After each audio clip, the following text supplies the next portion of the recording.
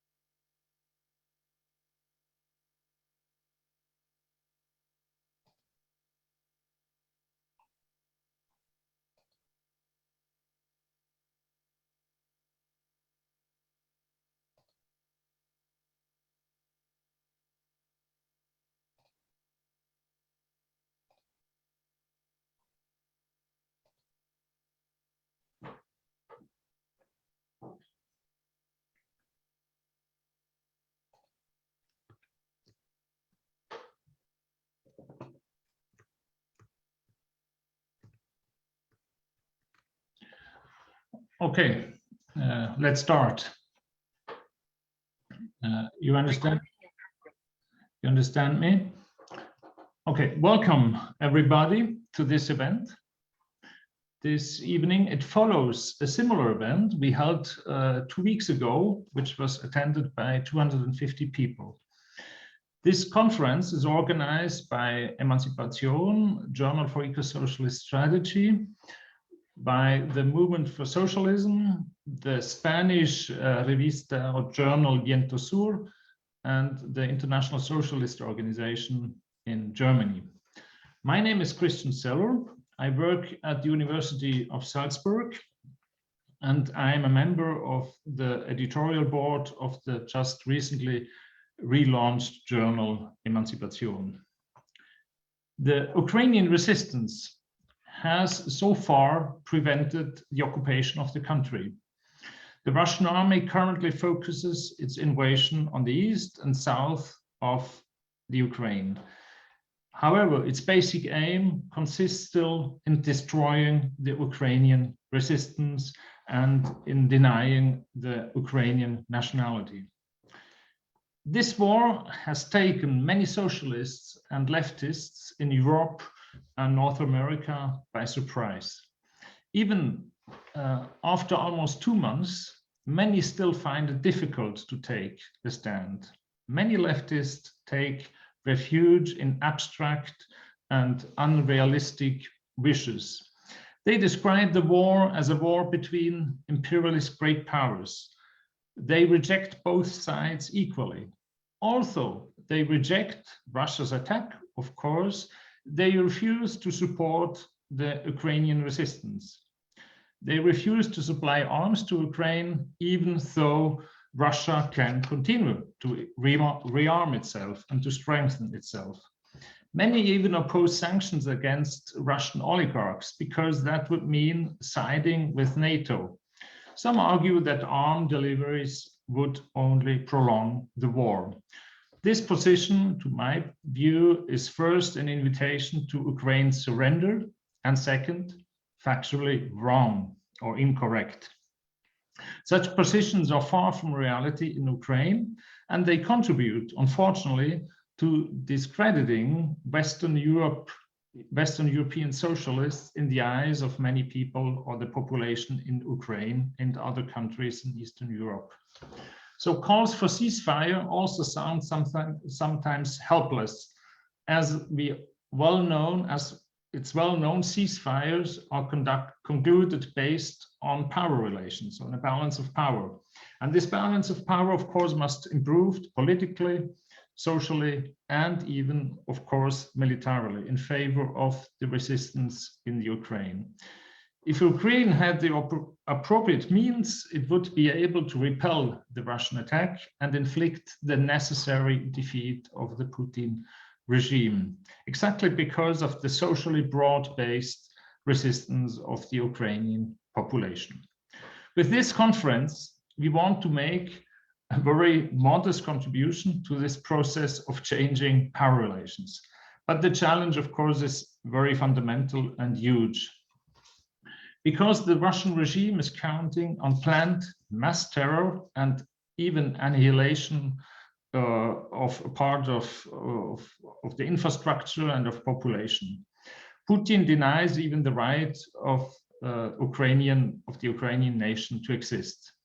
Our aim with this event is to make the voices of socialists in Ukraine and in Russia heard in Western Europe, especially in the German-speaking countries, but of course also in other countries. Let them have their say. We translate this event into German. All speakers speak English. We translate it in German, in French, in Italian, and in Spanish. First, I welcome Zakhar Popovych. He is active in the political organization Sotsialnyi Rukh, a social movement. Afterwards, I also welcome Alona Liasheva. She is a sociologist and editor of the Commons Journal of Social Criticism. Unfortunately, Taras Pilus cannot be with us, and either Oksana Duchak, but I'm sure that Zakhar and Alona will replace them in an excellent manner. Then we have Yulia Yurchenko with us. She is a senior lecturer in political economy at University of Greenwich in UK, and currently she is in Ukraine. Then we turn to the Russian side. I welcome Sasha. She is a PhD student, active in the Russian socialist movement and in the feminist movement in Russia. And finally, I welcome Simon Pirani. He is an honorary professor at the University of Durham in the UK, and he is also author of a recently published book. It's with the title Burning Up, a Global History of Fossil Fuel Consumption. And he is a lifelong activist in the labor movement. So we organized this event as follows.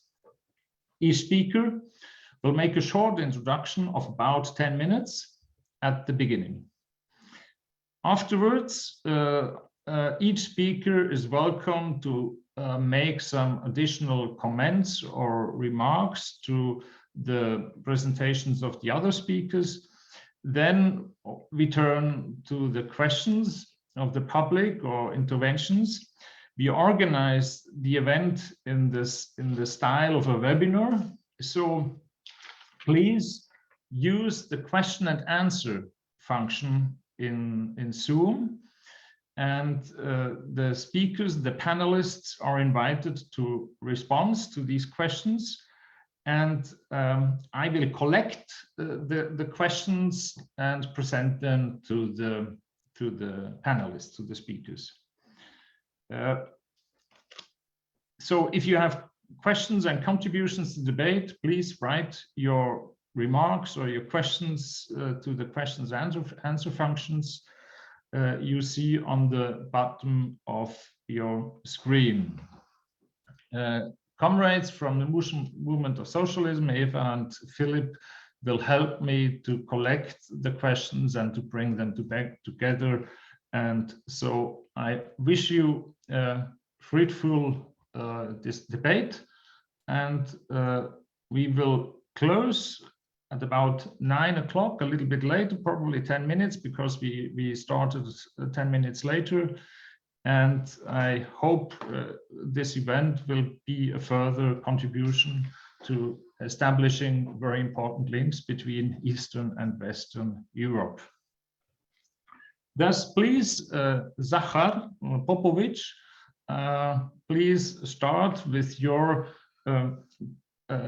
presentation on the current situation in Ukraine, on the situation of the resistance, on also the activities of your organization, Sotsialnyi Rukh.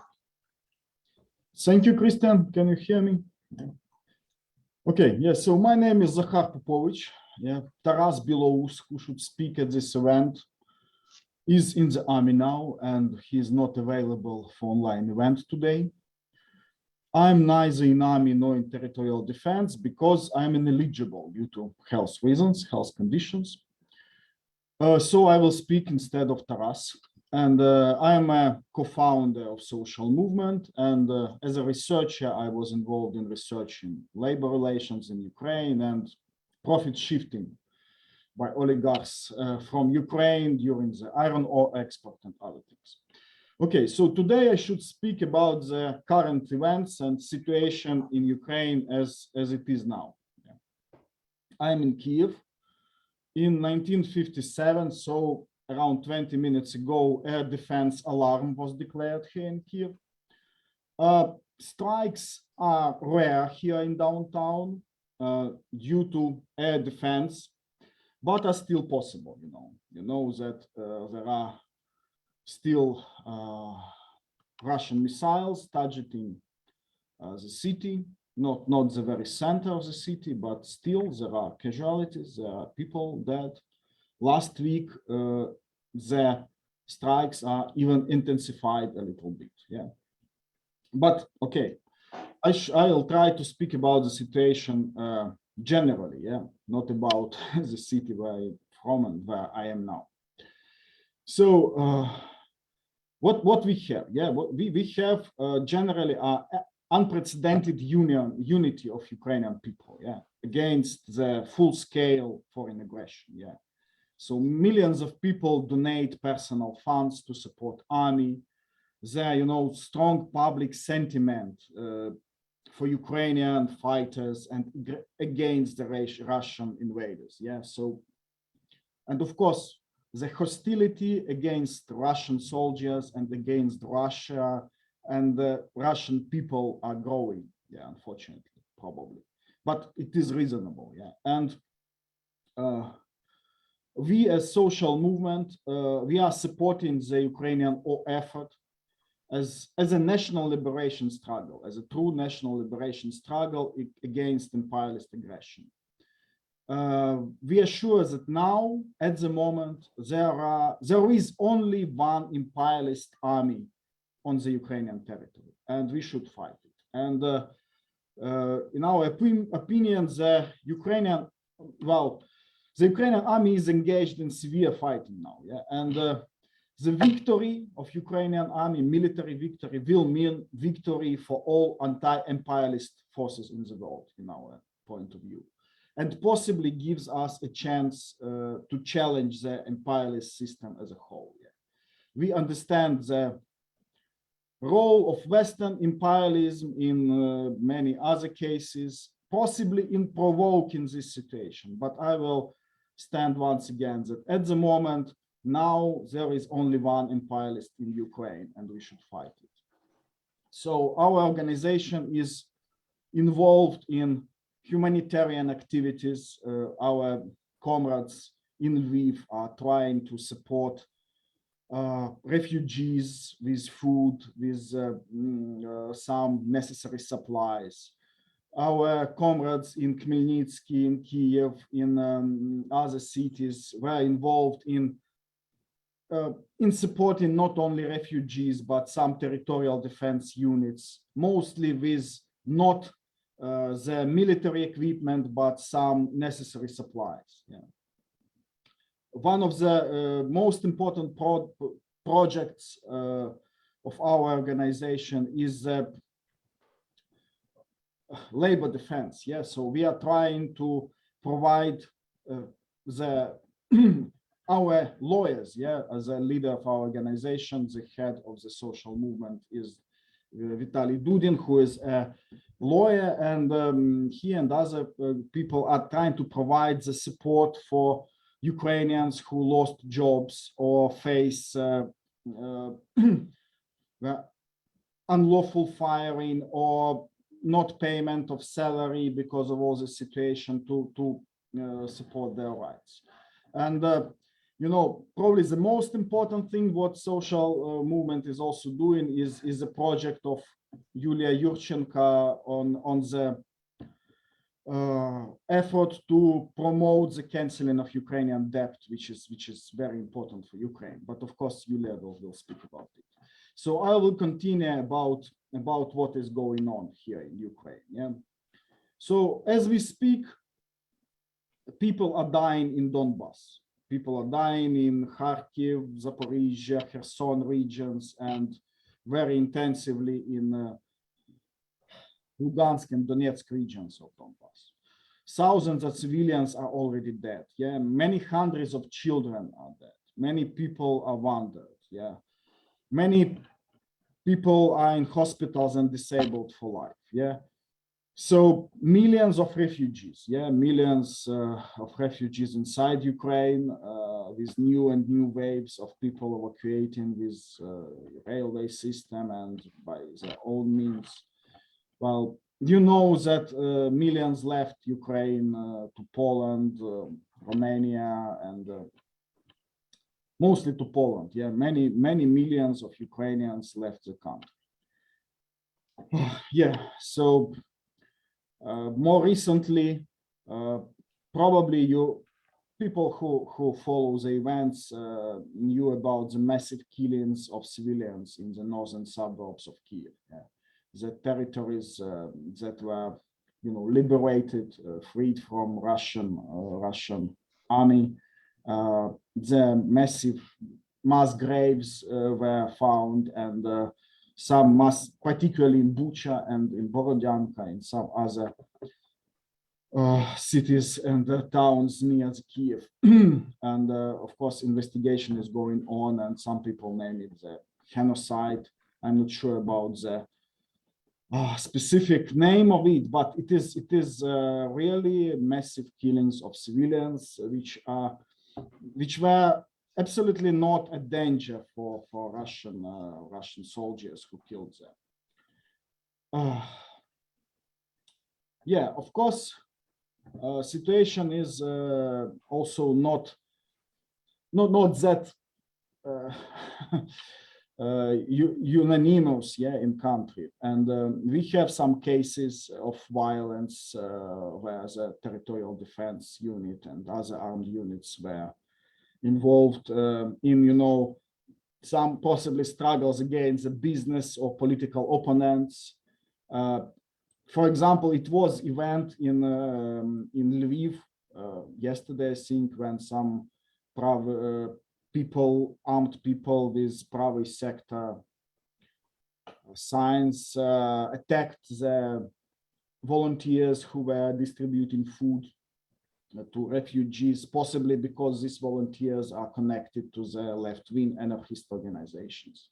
So there are some cases, unfortunately, and of course, there are attempts from neoliberal part of government to push a new anti-social labor legislation and deregulation measures. Yeah. Luckily, we have no strict unity inside the ruling party in this question, and it was voted today in parliament, and new labor deregulation bill was not supported. It was not enough votes to pass. Yeah, so this is a good news, and this is a big luck actually. In the morning, I think that, you know, the battle against the deregulation is over, but for some reason, because we have no unity in ruling party, it is still possible to.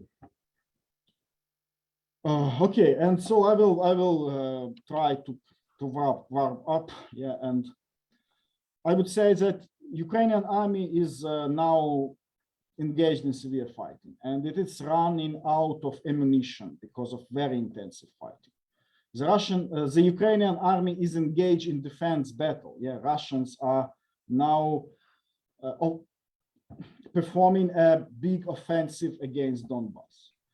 Defeat of Ukrainian forces will mean more dead civilians and bloody occupation regime in wide territories. We will have more butchers in case of defeat of Ukrainian army. So we call Arm Ukraine now. This is my introduction. Thank you.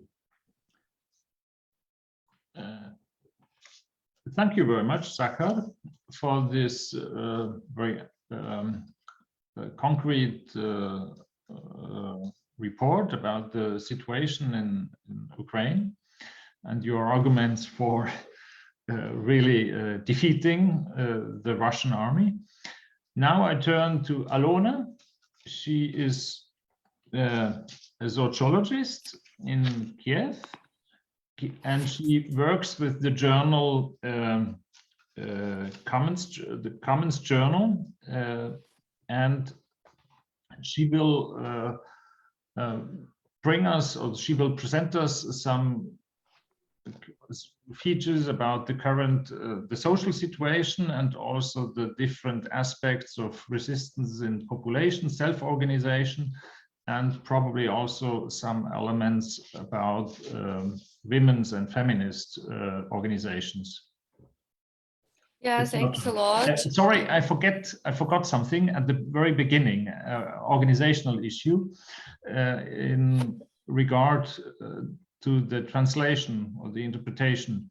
You find, if you want to choose German or French or another language, you go to the button at the bottom of the page at Zoom, and there you can choose the other language. And if you have questions, do not use the chat, because we use the chat for organizational issues. Use the question and answer or Frage und Antwort button also on the bottom of the page. But it's your turn, Alona. Yeah, thanks a lot for inviting our journal. Unfortunately, Oksana does not feel well today, so she passed me, the opportunity to speak about what we observe here and what we analyze here in Ukraine. I'm currently based in Lwiw, and I'm based here I'm Kievan myself, so I share the pain of Zakhar about our city, which was severely attacked, but I'm based in Lwiw for last 4 years, and I met the war here, and this perspective from Lwiw really gives me opportunity to see rather the social effects of the war, because as you might know, Lwiw became this hub for refugees, this hub for people who are hiding from being drafted to the army. And I'm gonna focus on like 3 main issues. First of all, it's housing. Then it's like mental health issues and gender issues. I'm a housing researcher, so probably my expertise in housing is way more structured. To explain the context, that Ukraine since I would say middle of 90s had a very neoliberal housing policy, which could be rather described as like policy to support the real estate sector than the housing policy itself. Housing sector, like housing stock, was privatized almost by 99%. Such things as social housing or some sorry, I'm gonna be coughing from time to time. Such things as like non-profit housing did not exist here before the war. And of course, when this huge crisis, humanitarian crisis in the whole country started, it was very difficult for the state to, even if they wanted to help the refugees, if they wanted to host the refugees, they basically did not know how to do it, because there was no tradition of regulating the rent market, of providing affordable housing, and so on. And basically this function was absorbed by the civil society, we are still observing like a very high level of self-organization in order to house the refugees, in order to provide them like basic things apart from the home itself, completely for free. So like apart from, you know, supporting the army, I can see how Ukrainians are now inventing social welfare state, how they're inventing social housing, for example, as a phenomenon without even knowing the word. Small local initiatives organize themselves to help people to come in to the relatively safe regions. Apart from this, there are also a lot of initiatives from the municipal government to help to house refugees. But the problem is that this like local initiatives, they're not being scaled up. And this is something which like also a question of which, you know, part of the government be more involved in housing policy during the war and after the war. Because of course now there will be need to rebuild many cities. There will be a need to build housing for the displaced people. And now we can see this debate, and it goes on not only on the like national level, but it also goes on the international level, because of course a lot of rebuilding will be funded by the international aid. There are already discussions on how to spend the money, you know, and like, you know, the left, like left-leaning researchers on housing, like me, we're getting ready for this like severe fight to get to the government to show them that housing market is not the only solution, that we also need to think about non-profit housing. And that's what's, you know, gonna wait for us in the future. And of course, this question of rebuilding is very much connected to the rebuilding through the international aid is very much connected to the question of cancellation of debt. But I'm not going to go there. I've already spent 5 minutes. So yeah, that's like the situation with the social sector, and like on the example of housing, we can see this conflict inside of Ukraine. Of course, another issues which were brought by the war is how the lifestyle, like everyday life experiences, how they changed. Of course, apart from, you know, such obvious problems as being displaced, as losing your home, as losing your family members and friends, there is also, and I'm talking now even about more or less safe regions like Western Ukraine, there is this atmosphere of fear, atmosphere of instability, of precariousness of your life. And that what really affects a lot of people. And of course, first of all, people who had some mental health issues before.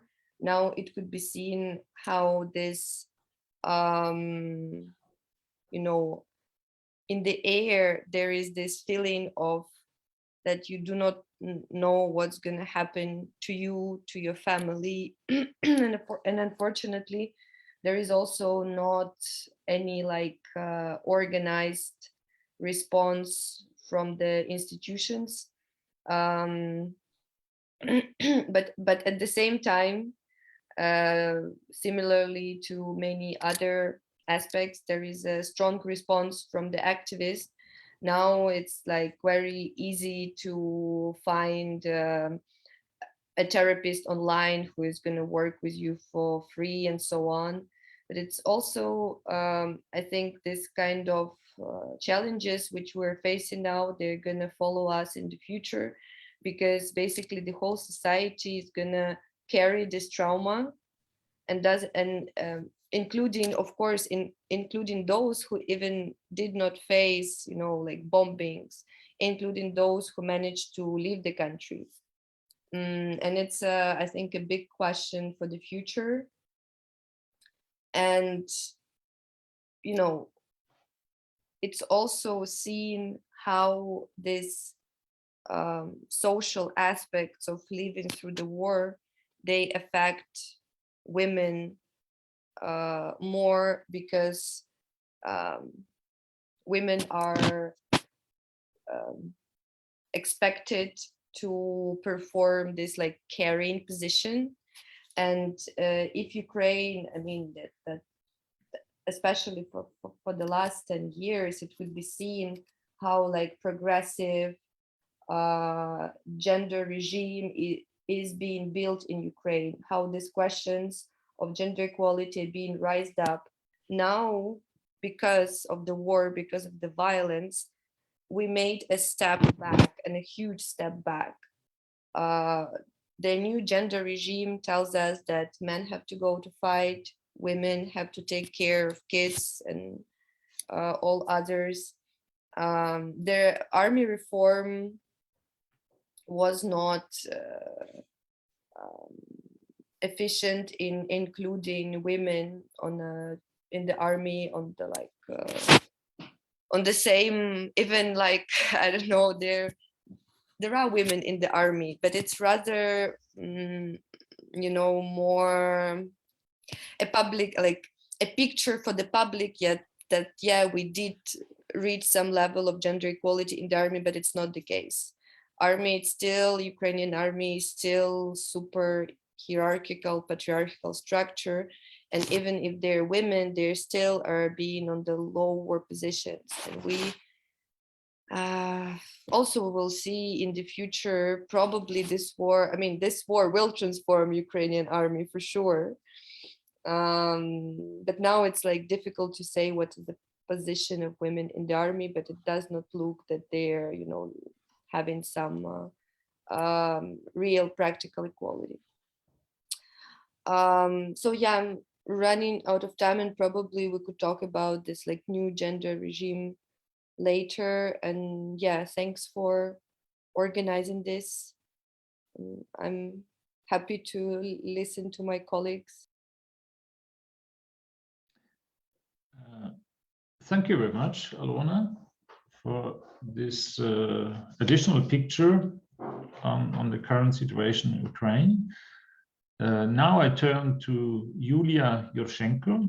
She is a political economist in UK, but currently she lives in Vinnytsia, in the city of Vinnytsia, and about 150 kilometers southwest of Kiev.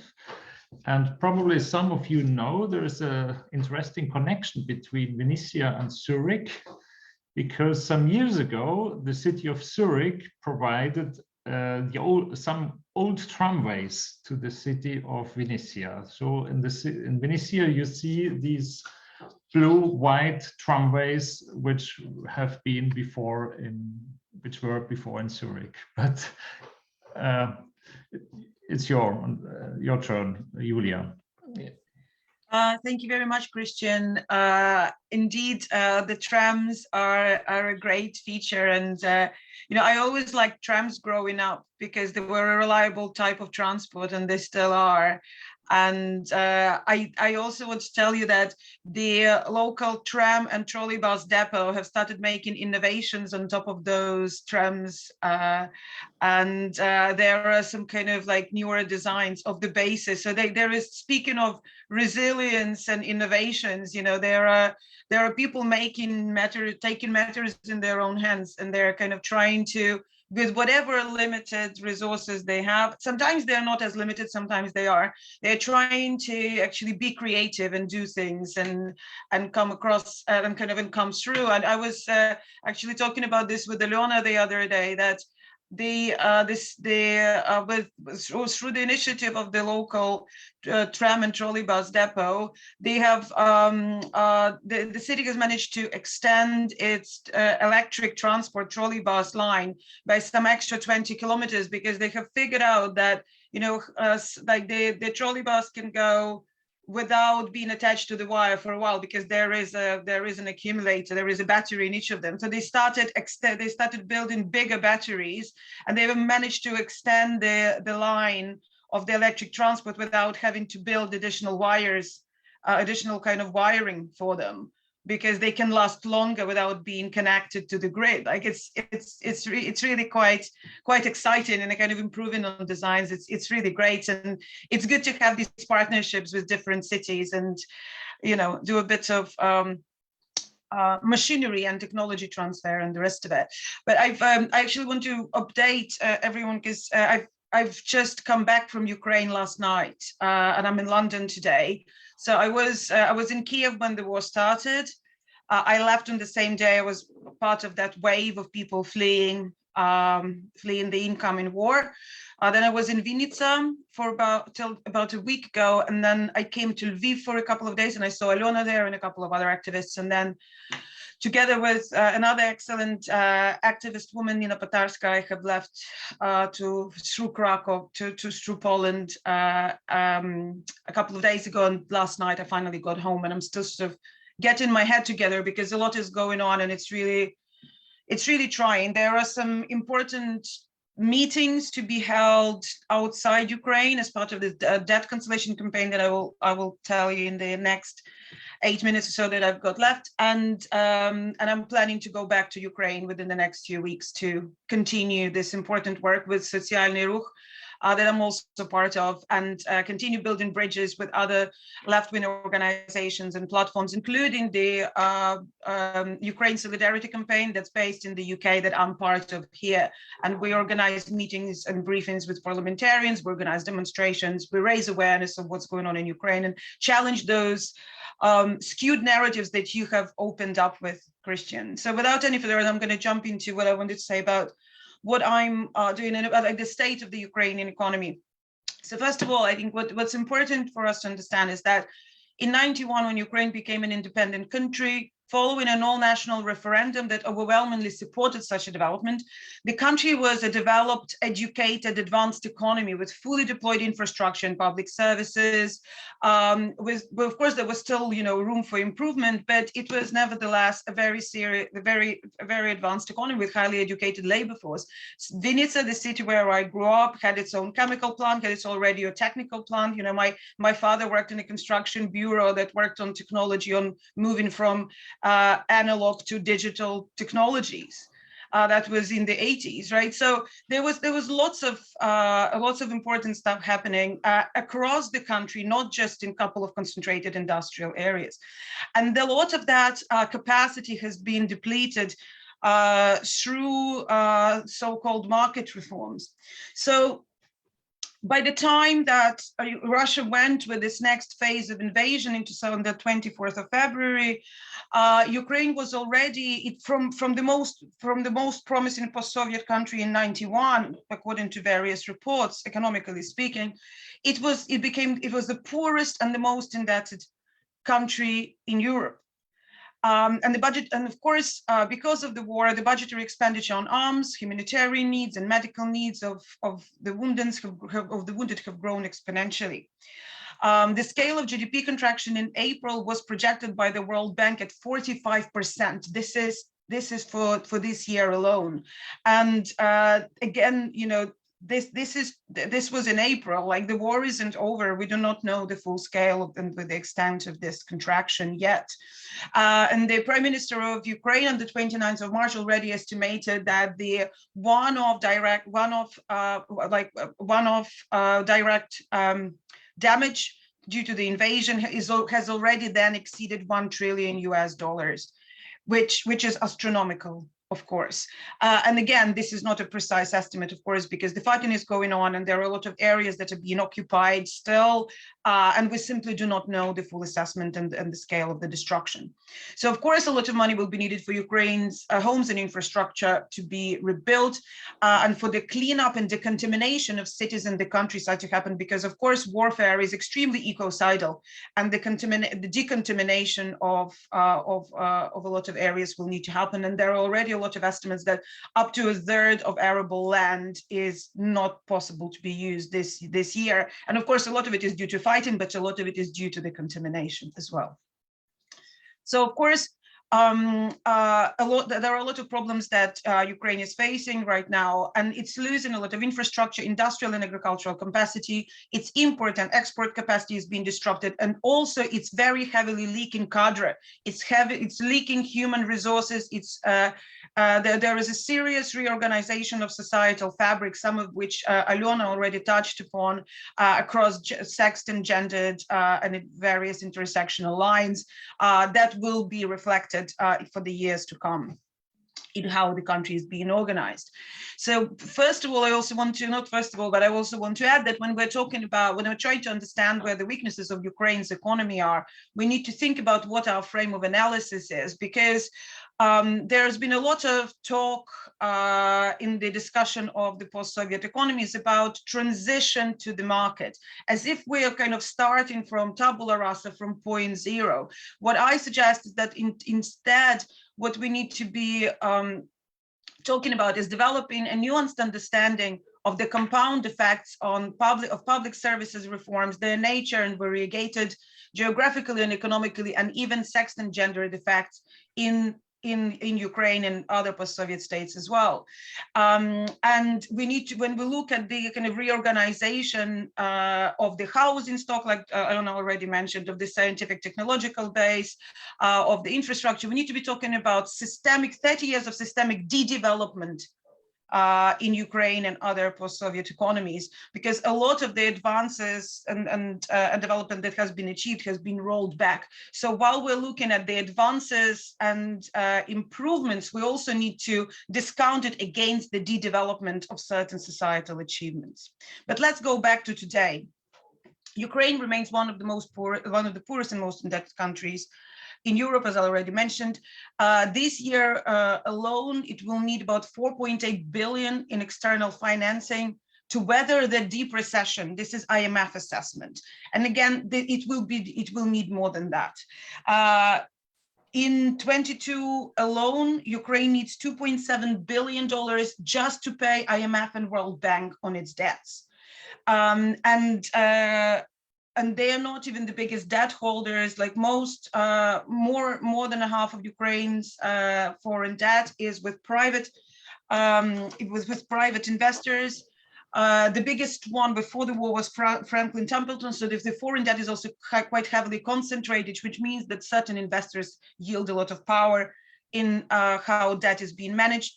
Russia is a big holder of Ukraine's foreign debt. So it's a very complex picture when we're trying to understand kind of what's going on with the country's finances. So your expenses explode and you're heavily indebted and your economy is on the brink of a default, yet our finance minister refuses to talk about debt cancellation. So a lot of campaigning that I do through Sotsialnyi, Rukh, with our friends from other left European parties, and campaigns, Razom are our excellent partners, like the narratives and like the debt cancellation campaign and International Committee on Debt, on illegitimate debt, like this kind of campaigning that we're trying to do, the Ministry of Finance just don't want to hear about it. They're trying to do this kind of strange stoic thing of insisting on honoring debt payments, even though Ukraine's economy, land, and human bodies are fighting the war on behalf of the rest of Europe and arguably the world right now. So Ukraine, due to chaotic borrowing and debt expansion, not least because of, as a result of the oligarchic state capture and kleptocracy in the 90s, has landed up in this situation of toxic debt dependency. And of course, a lot of loans, especially with IMF and World Bank, they come with very strict conditionalities on what you can and cannot spend money on. And we're talking about years and years and years of austerity, again, erosion of social reproduction base, economic growth at the expense of ecological destruction, and so on and so forth. So debt servicing right now is not possible for Ukraine unless it forfeits the needs of its military and its most urgent needs of its people. But at the same time, a different way of doing things is possible. The debt needs to be written off. I'm going to take 30 seconds, and then we can move into discussion, because I do not want to take too much time. Ukraine is limited by a lot of conditionality with its foreign partners, including the EU, because of the rules of engagement that are written into the Deep Comprehensive Free Trade Agreement. But what it needs right now is its debts written off. It needs large-scale and multifaceted international assistance, and conditionality with these different organizations need to be changed from demands of austerity to what they call in IMF is fiscal activism, or measures aimed at stabilizing business cycles through discretionary use of fiscal policy. Ukraine's government should be enabled to actually center its social needs, its ecological needs, and the redevelopment of what has been destroyed. That needs to happen, because austerity in the wartime is uneconomical and it is unecological, especially in the name of debt service. And there's been a bilateral mechanism set up with help of IMF and the Canadian government for cash donations to Ukraine's government, and there is a mechanism for special drawing rights to be donated through IMF to Ukraine, but that money shouldn't be spent on servicing debts. It's immoral, it's uneconomical, and that should stop. G7 announced that they will give Ukraine $24 billion in 22 to help the economy. But again, that shall not be spent on debts. That money should be spent on supporting people, on supporting the army in its fight, in the fight for the self-preservation of the country, and also what we need is a serious historical, materialist, and eco-social critique of global debt and policy conditionality regime, the black holes of offshore and global financial architectures through which money that should be spent in the country gets funneled out, and we need a serious proposal of potential plan case that can be followed for construction of similar economies elsewhere, because Ukraine is not the first and likely not the last country that finds itself in such a difficult situation. So we need to be learning a lot here. I'm going to stop here. There is lots other stuff that I could be saying, but I'm happy to answer any questions. Thank you for having me here and for listening. Julia, thank you very much for this short overview of some very fundamental economic challenges of Ukraine. Now we turn to Russia. We have Sasha with us. She is a PhD student, and she is a feminist activist, and she is also active in the anti-war movement and the socialist movement. So you can provide us a picture of the current situation in Russia. Just 2 weeks ago, Ilya Budraitskis already draw a very dark picture of the situation in Russia and the evolution of the Russian regime.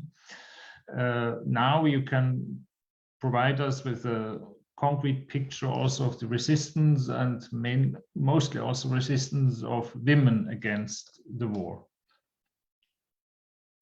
Yes, thank you. Thank you for inviting, having me here. And I was glad to see my comrades from Sotsialnyi, Rukh, and Commons. And yeah, so I will briefly talk maybe, so I'm a member of Russian Socialist movement and also a member of feminist anti-war resistance.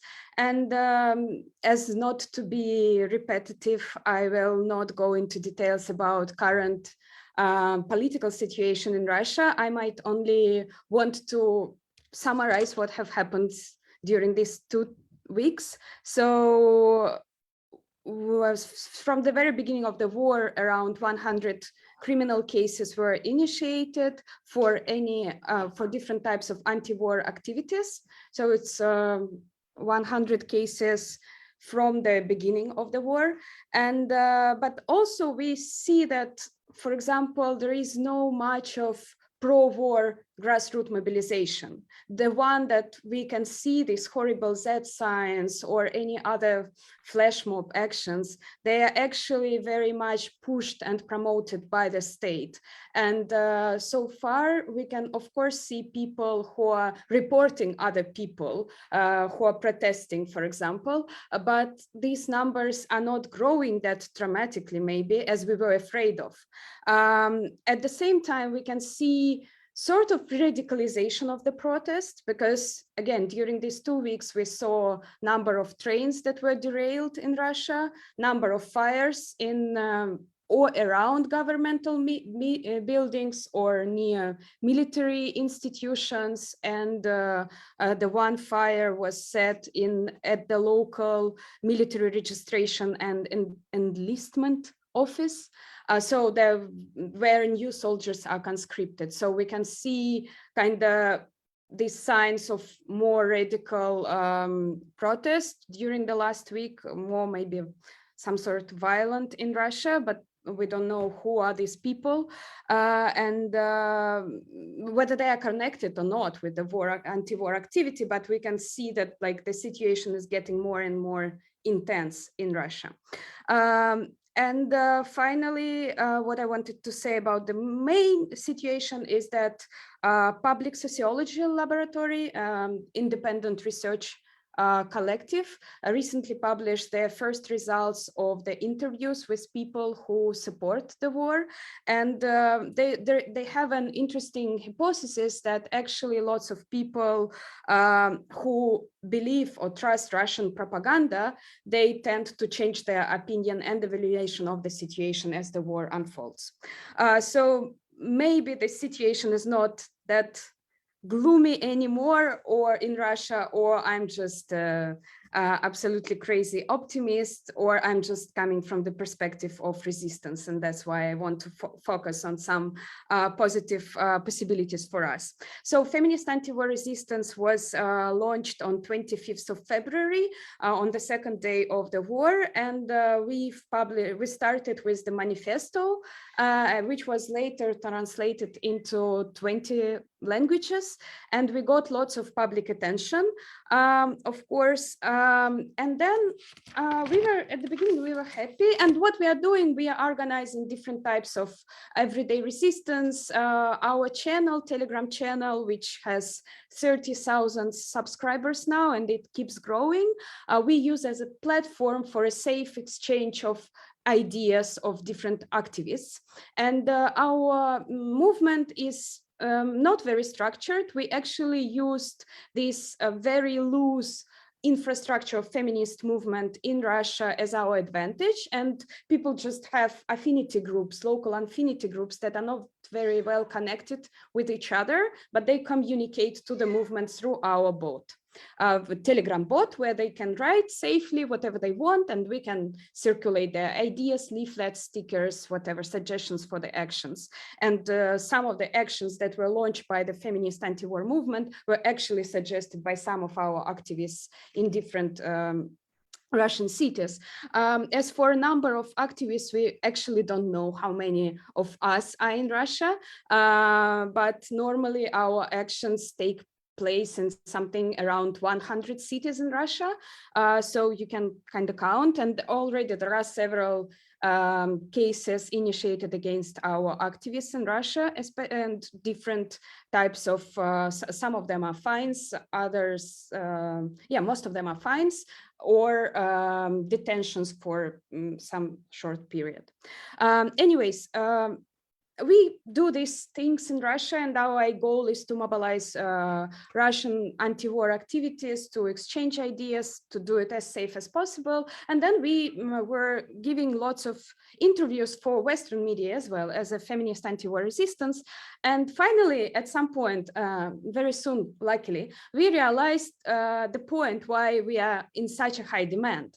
And the point is that as a anti-war resistance from Russia, we did not pose any like politically challenging demands, right? We have a peaceful protest against the war, and we were interpreted in this very long-lasting tradition of anti-militarism of feminist history, of pacifism in feminist history. And then when we realized that, we wrote a short article actually in which we suggested that we should not be used as an excuse not to listen to our Ukrainian comrades. And that was around the time when this letter by Ukrainian feminists on open democracy appeared, and other more vocal initiatives from the Ukrainian part. And the fun part was that this article, unlike all other our materials, was not published anywhere. And that was the moment when we realized what is our function in this kind of public representation of the anti-war activities or anti-war resistance, that in that sense, we kind of create this very comforting image of anti-war resistance, peaceful, pacifistic, that has nothing to like, we do not in a way pose any problematic questions. And so now we are trying to fight with this image, because our movement is totally not, I mean, when we are in Russia, of course, we are not able to support some demands regarding armed support of Ukraine or others, right? Or like sanctions, but like our heart is with these demands.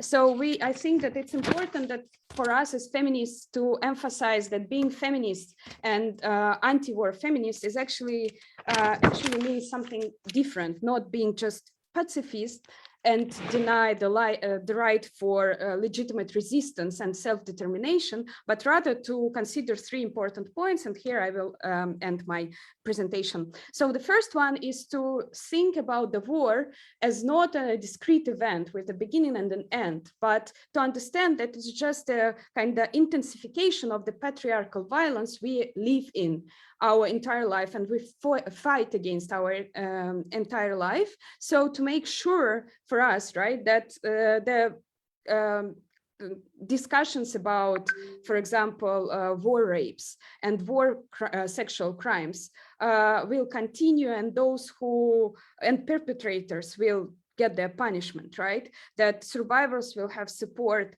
and that people like refugees who are fleeing Ukraine now will get all the needed support, including access to abortion in the countries they are going now, as well as protected from threats of trafficking, etc. Right? So that's the kind of first scope of issues that we think should be considered as feminists. Second is, as feminists, we also should be supportive of the agency of people, right? And this is, I guess, the trickiest part of this discussion, that in many discussions or in many representations of the war, women are seen as only victims, or at least very often are victimized. So it's really important for us, and I think that not only for us, to emphasize the agency of women, right? And not only in the army, but also Ukrainian women who are doing ground work with NGOs, helping other women, etc. And this agency issue is also connected to the third part, is that our final goal is to also keep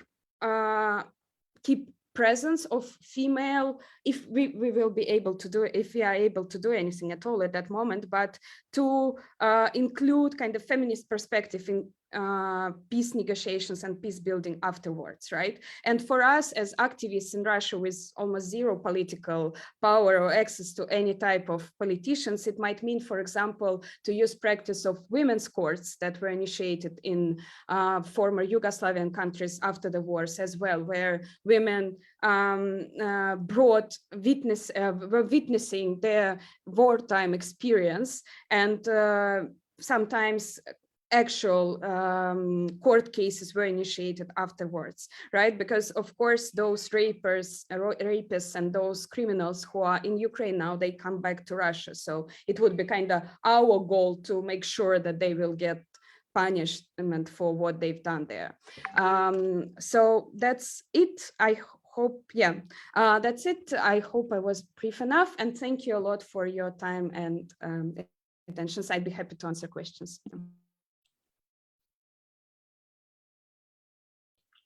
Thank you very much, Sasha, for this picture of the anti-war movement and the feminist movement in Russia. And I think your major argument has been the agency of women, probably is a major issue in the entire discussion. Now we turn to Simon Pirani. He will also speak to the Russian situation. As I presented him, he is a specialist on Russia, and he is a specialist on the fossil economy. And he will present us some elements of the recent Russian economic and political development, and then we'll come to the discussion afterwards. So Simon, it's your turn. Yeah, thank you very much, Christian, for the invitation. I'm not sure how much I can add to this discussion after the very rich contributions from our Ukrainian comrades and also from the crazy optimist from Russia. I think they've said a lot about the sort of anti-war movement, the sort of solidarity movement we want to build with the Ukrainian resistance, and that's really the important thing. So I think what I'm going to talk about, first of all, the Russian economy and oil and gas, and secondly, what sort of regime exists in Russia, is really sort of background to the important points that the comrades have all made. So oil and gas. Historically, Russia is an empire, and it's acting as an empire in Ukraine now. But in the 1990s, after the collapse of the Soviet Union, Russia was integrated into the world economy as a subordinate country, as a supplier of raw materials to the world market, as a supplier of oil and gas. And its economy is completely dependent on the revenues from these exports. Oil and gas comprises about a quarter of Russia's economy measured by GDP, but more significant, oil and gas accounts for 57% of the export revenues that come back to Russia from international trade, 57%. And if you add coal and precious metals, palladium, platinum, nickel, aluminium, and so on, it's a lot more. Now, one thing this raises in practice is the issue of sanctions. There's an excellent website which displays every moment the amount of euros that have been paid by countries in the European Union for Russian oil, gas, and coal since the 24th of February. And I looked at that this morning and it said 39 billion euros. And so, of course, there's been a demand from Ukrainian organizations, from Ukrainian trade unions, from Ukrainian comrades for sanctions. And that's a demand that we should all take up. We should bear in mind that sanctions are a difficult instrument to use effectively. It's very clear that sanctions can do great damage to the Russian economy. And in fact, from the point of view of the Western powers, it could be said that unlike what they were doing between 2014 and February, they are waging economic war on Russia. That was not what they were doing before. That economic war is limited. They very clearly do not want to damage their own economies and their own riches and their own power by limiting their purchases of Russian oil and gas, but it's substantially more. They're taking substantially more action than they were doing before February. There's a question, I think, as to whether that damage to the economy can flow through and also damage the arms industry and the military forces in Russia with the speed that we would all want. But that's perhaps a secondary question. Perhaps from our point of view, from a working class point of view, we should also think about the campaign that Yulia spoke about debt.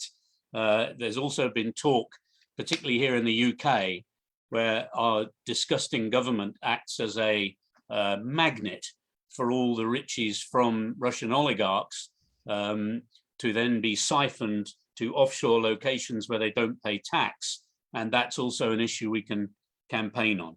Now, I want to talk about the nature of the regime.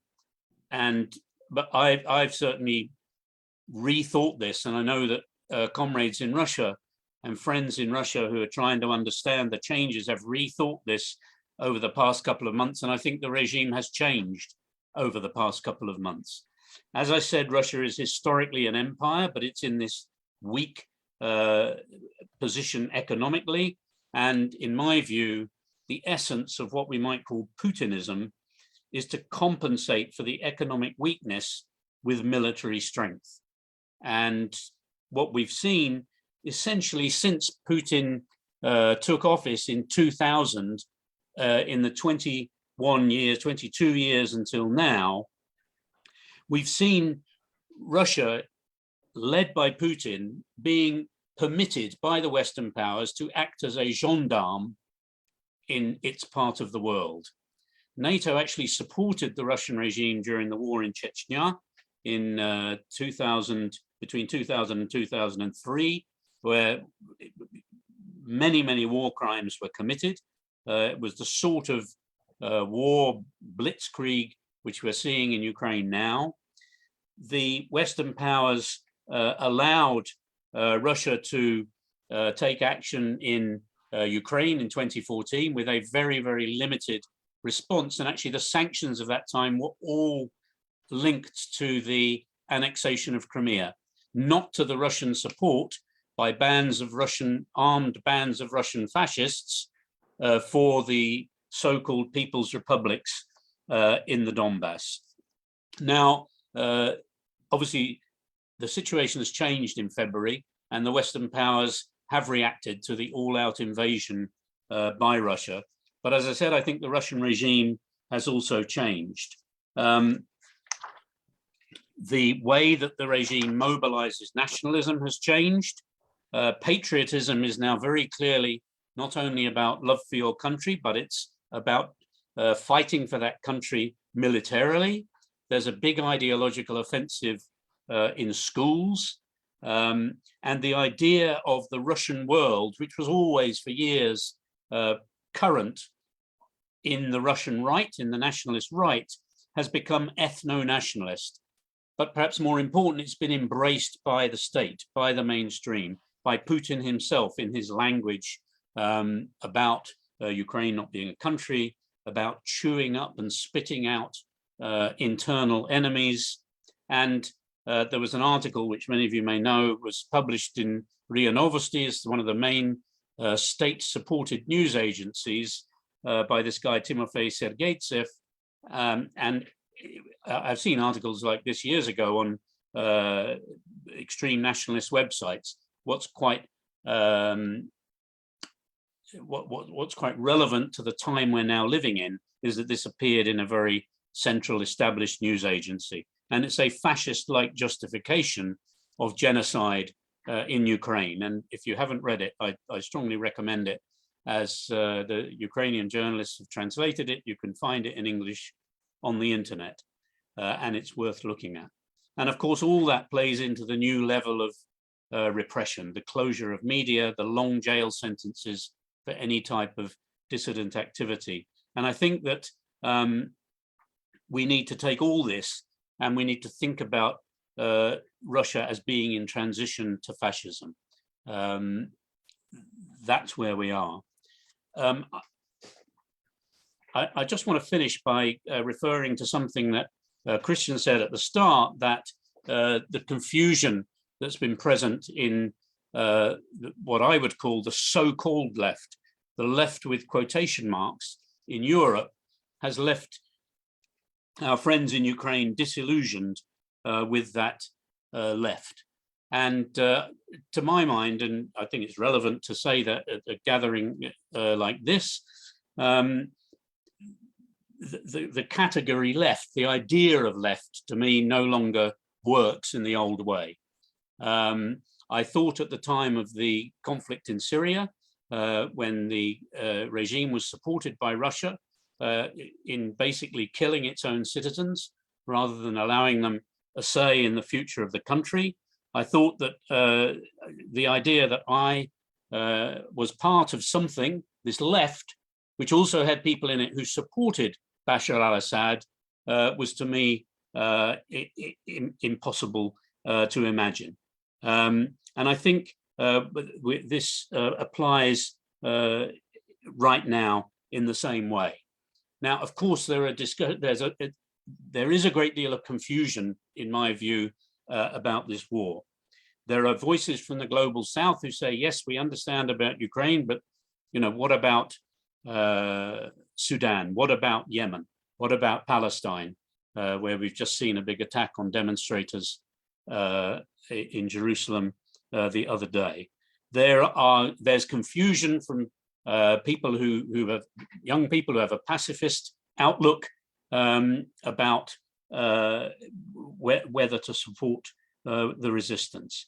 Confusion we should address and we should discuss, and we should make clear the situation. But for those who repeat and recycle Kremlin propaganda, for me, they're not part of anything that any of us here are part of. And we need to find a new way of expressing what it is we're trying to do in changing the world, find new ways of expressing what we're trying to do in combating fascism and imperialism. And that doesn't include, in my view, does not include using that word left in the old way. And I'll stop there. Thank you.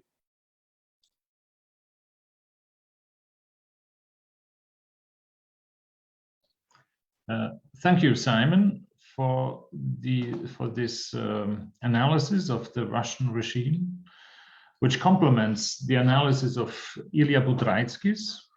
He presented us 2 weeks ago.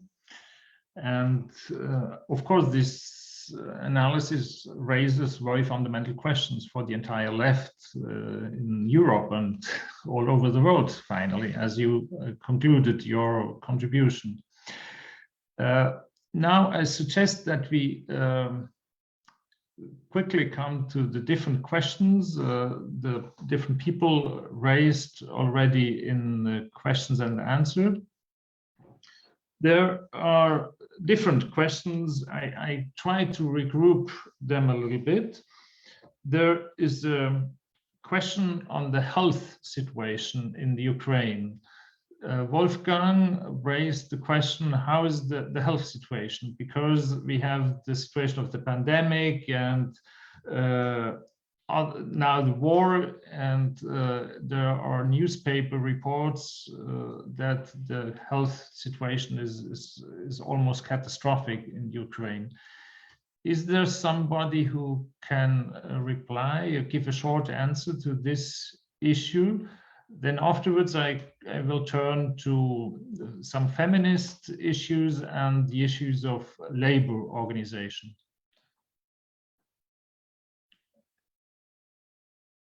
Is there Alona or Julia or Zakhar who can provide us an answer on this health situation?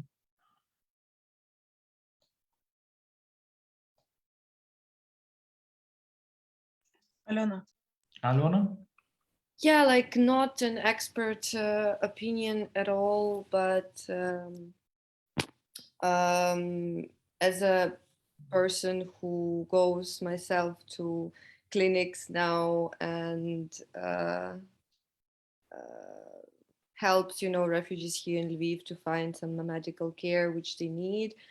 It's as bad as it was before, and it did not worsen that much. at least in regions which are more or less safe, like the medical system continues functioning. In Lwiw, which of course grew a lot, it is still able even to accommodate the newcomers. But the problem is that it was being privatized already for some time. So those communal services, they are available. And I see how like medical, today I was in a clinic myself, and I see how medical staff works more shifts for the same salary.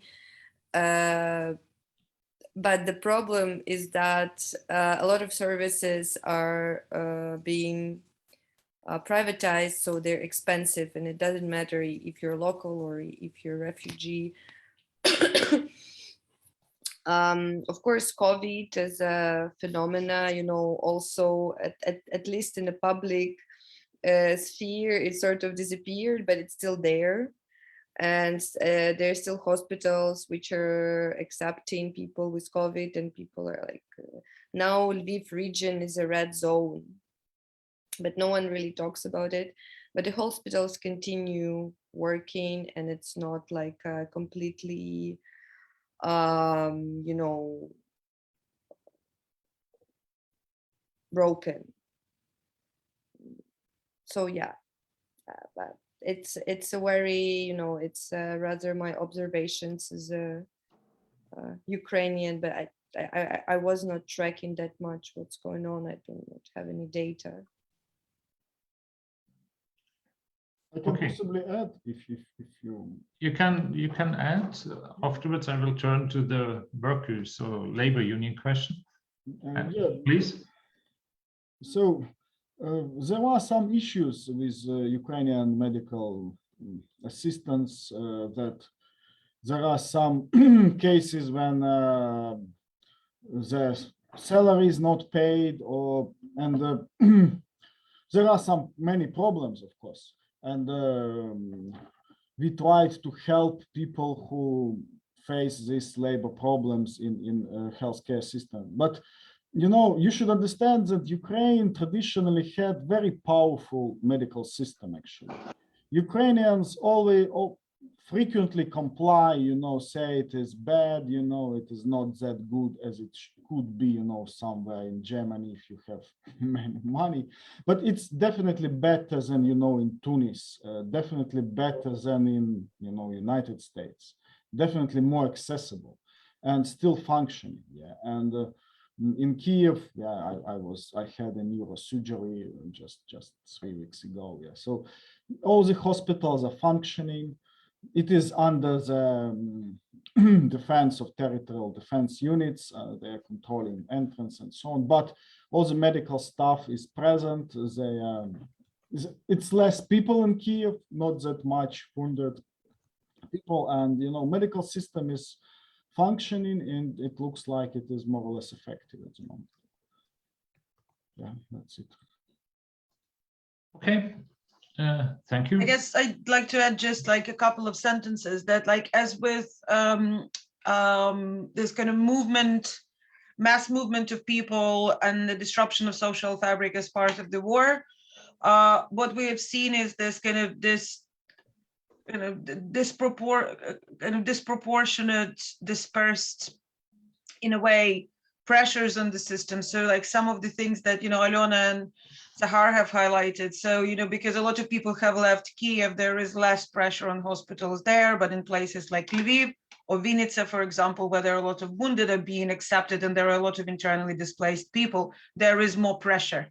So on certain services, but they are functioning. What is just what we're seeing is, of course, there are extraordinary pressures, and there is this kind of dislocation of demand and supply of those services, so to speak, and that, of course, you know, that of course opens the space for exploitation of extreme exploitation of the labor force, for example, in the medical profession, as we already heard from Zakhar.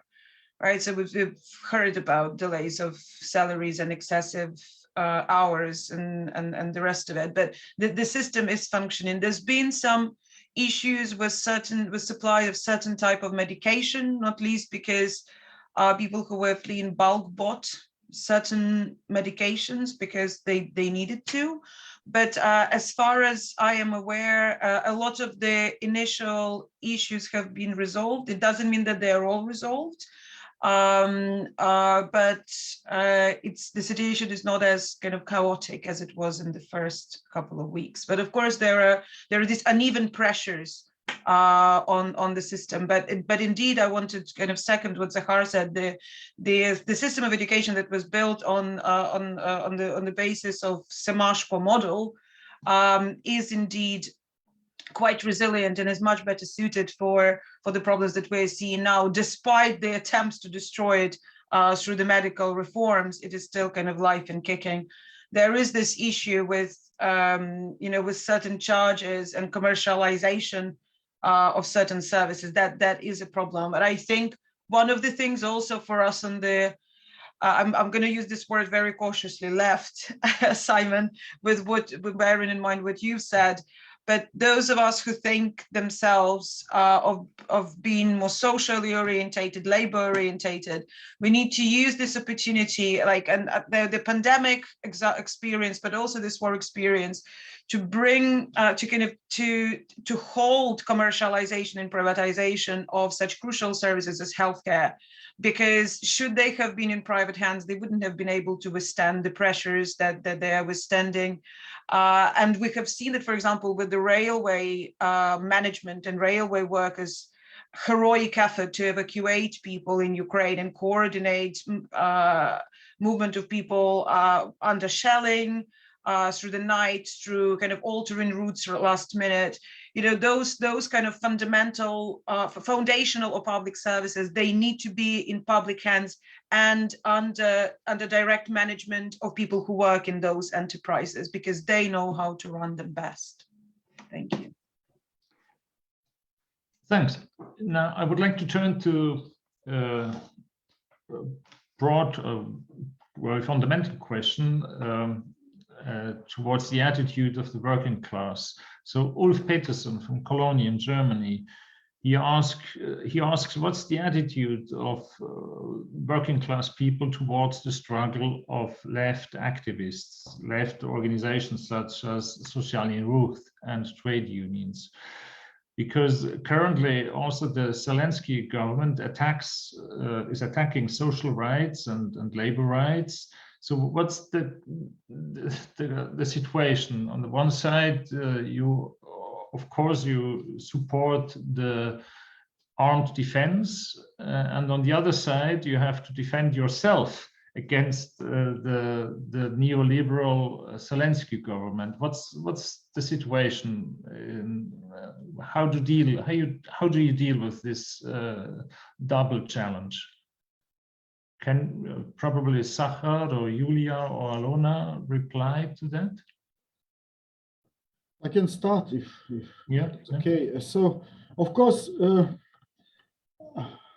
the best expert on this is Vitaly Dudin, who is a lawyer and who is conducting most of this work. Yeah, he's very good trained, and he is and the team. Of course, we are monitoring all the activities of the government that are trying to push such deregulation bills, and of course we give Vitaly makes a precise analysis of all the dangers of such new initiatives, and he is in close contact with trade unions, with the Federation of Trade Unions of Ukraine and this Confederation of Free Trade Unions of Ukraine. But of course, so it's a big luck that today the big deregulation bill was not voted in Parliament, but there are some emergency bills that were that became law already. And of course, it is not possible, you know, to make any kind of public protest. It's war situation here, and it's not possible to, you know, for many public demonstrations, you know, assemblies in the city, because it's martial law and so on. But we are trying to provide analysis and write articles and apply to authorities, apply to unions and so on. Unfortunately, some trade unions are also to that, you know, under the pressure of war. Most of the people and even trade unions are in positions that they don't want, you know, to disagree with authorities. And it's very dangerous, of course. Yeah, I would say this is what I know. Okay, thank you very much, Zakhar. Now I would like to turn to Ben. Ben is an activist from Basel, and he is a member of Movement for Socialism, because he, together with some comrades from Basel and Switzerland and from Germany, he is setting up a solidarity campaign with 2 or 3 trade unions in Ukraine. And you can just present this activity in a few words. And I think it fits well to the presentation just Zakhar has given us. Yeah, thank you for the possibility to shortly present our campaign. I don't want to steal much time for the discussion, so I make it short. We are planning in Basel. I'm active in a local solidarity group, and between Basel and Köln, we are trying to set up a solidarity campaign which focuses on trade unions in the Ukraine, because we had the impression that except from the UK, there is trade union voice and solidarity with the Ukrainian people is missing a bit. So we wanted to set up a campaign that supports the trade union struggles and acknowledge their important role in defense of the population. And yeah, because I don't have to spend much words on this. The trade unions are for us a point of reference for projects to support in the Ukraine, for sure. So we are launching this campaign to support, in a first step, 3 specific unions, which are the mining working unions that were important in defense of cities in the eastern part, then the health union and the transport union as a first step. And we're launching this campaign in regard of 1st of May to collect donations then. We have drafted an appeal, which Cedric will share in the chat. It's only in German yet, but maybe you can translate with people. This deal is only a draft now, but it will be finished until the weekend. And the idea is, or what I would like to invite you to, is to also take over this appeal and translate it into your languages. You can see a bit how the logo will look like, or the appearance of the campaign, which could be taken over as well. And I would like to invite you to translate the appeal if you would be interested, and you can send us the text, and we will make it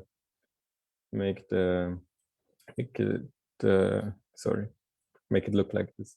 On the second part, apart from this, we're not only having this appeal that we want to share, but also we would like to collect statements from Ukrainian trade unionists, as well as from trade unionists of the western part of Europe, to strengthen a bit these connections and to build up some links.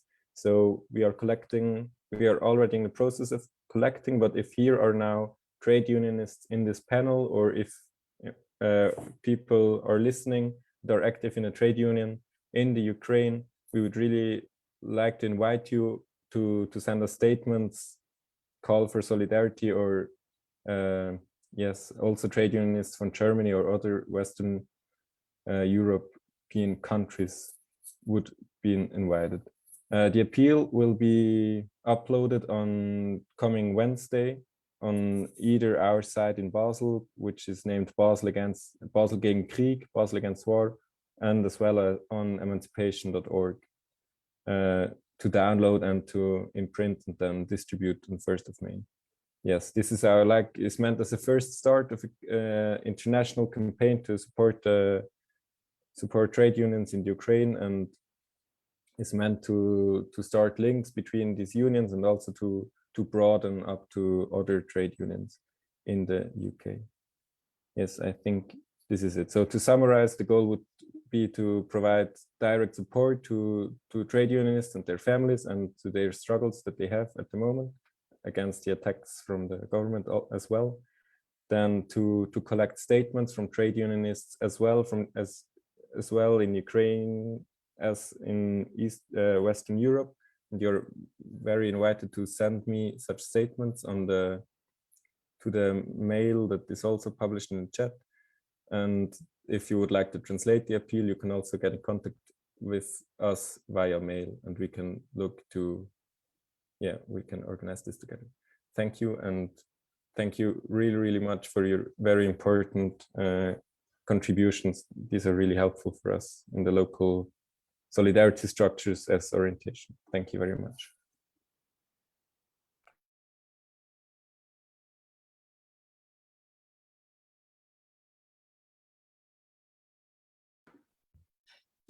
Christian, du bist auf Stumm.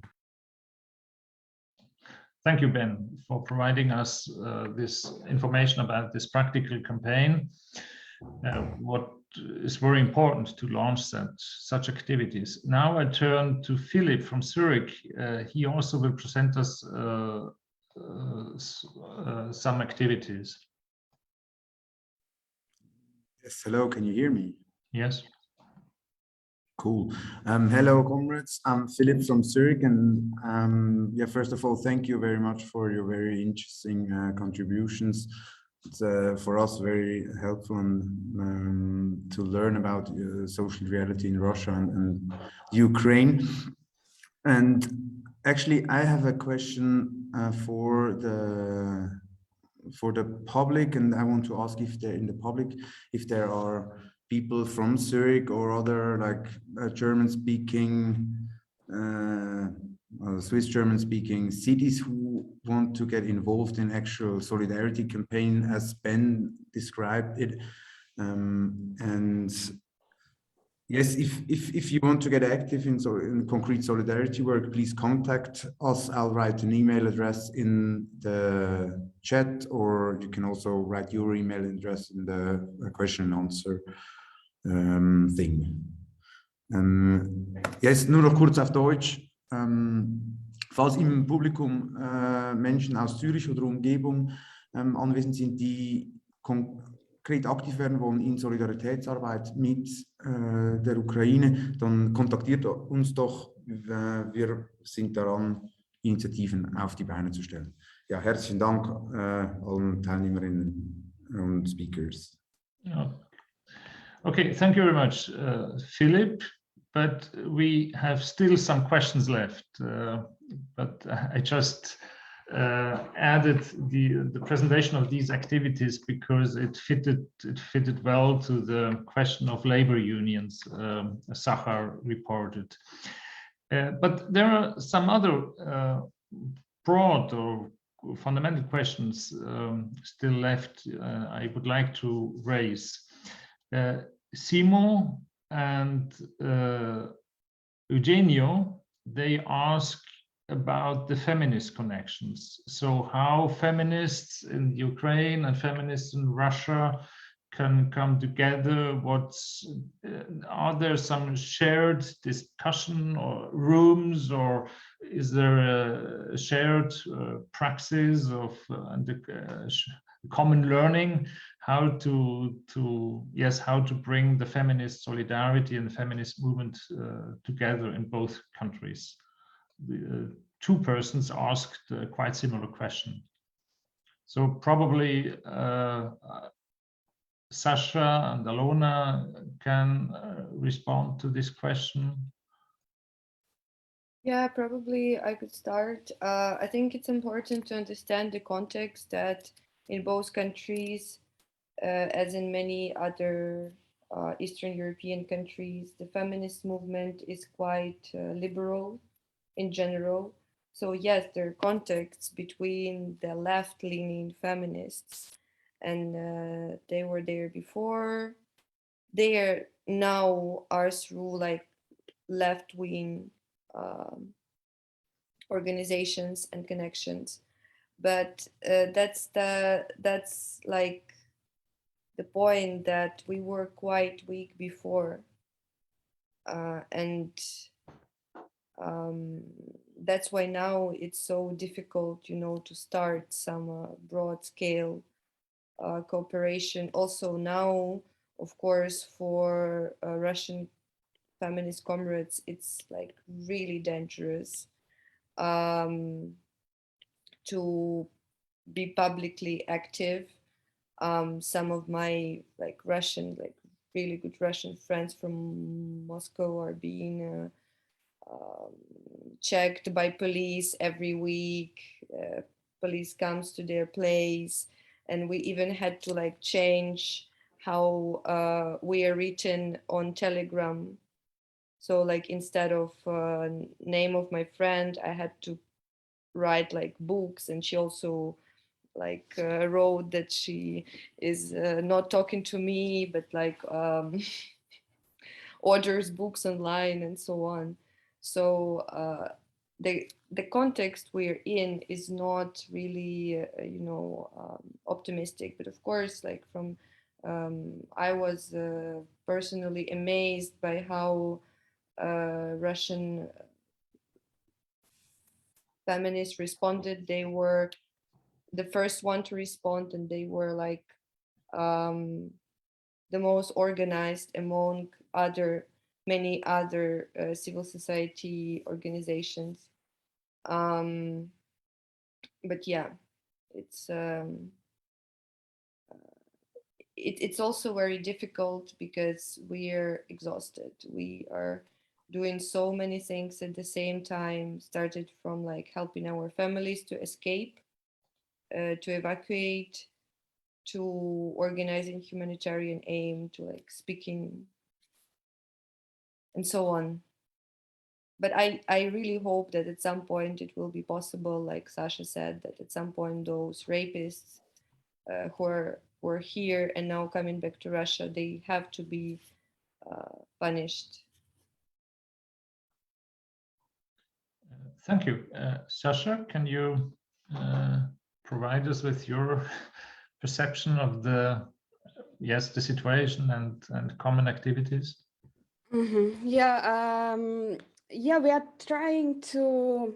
Okay, so first of all, I agree that with Alona that I hope that our collaboration will grow after the war, especially because now, I guess, at least in our initiative, we kind of started acting a bit ad hoc, right? Without any clear goal and how to reach this goal, like clear steps, how to reach this goal.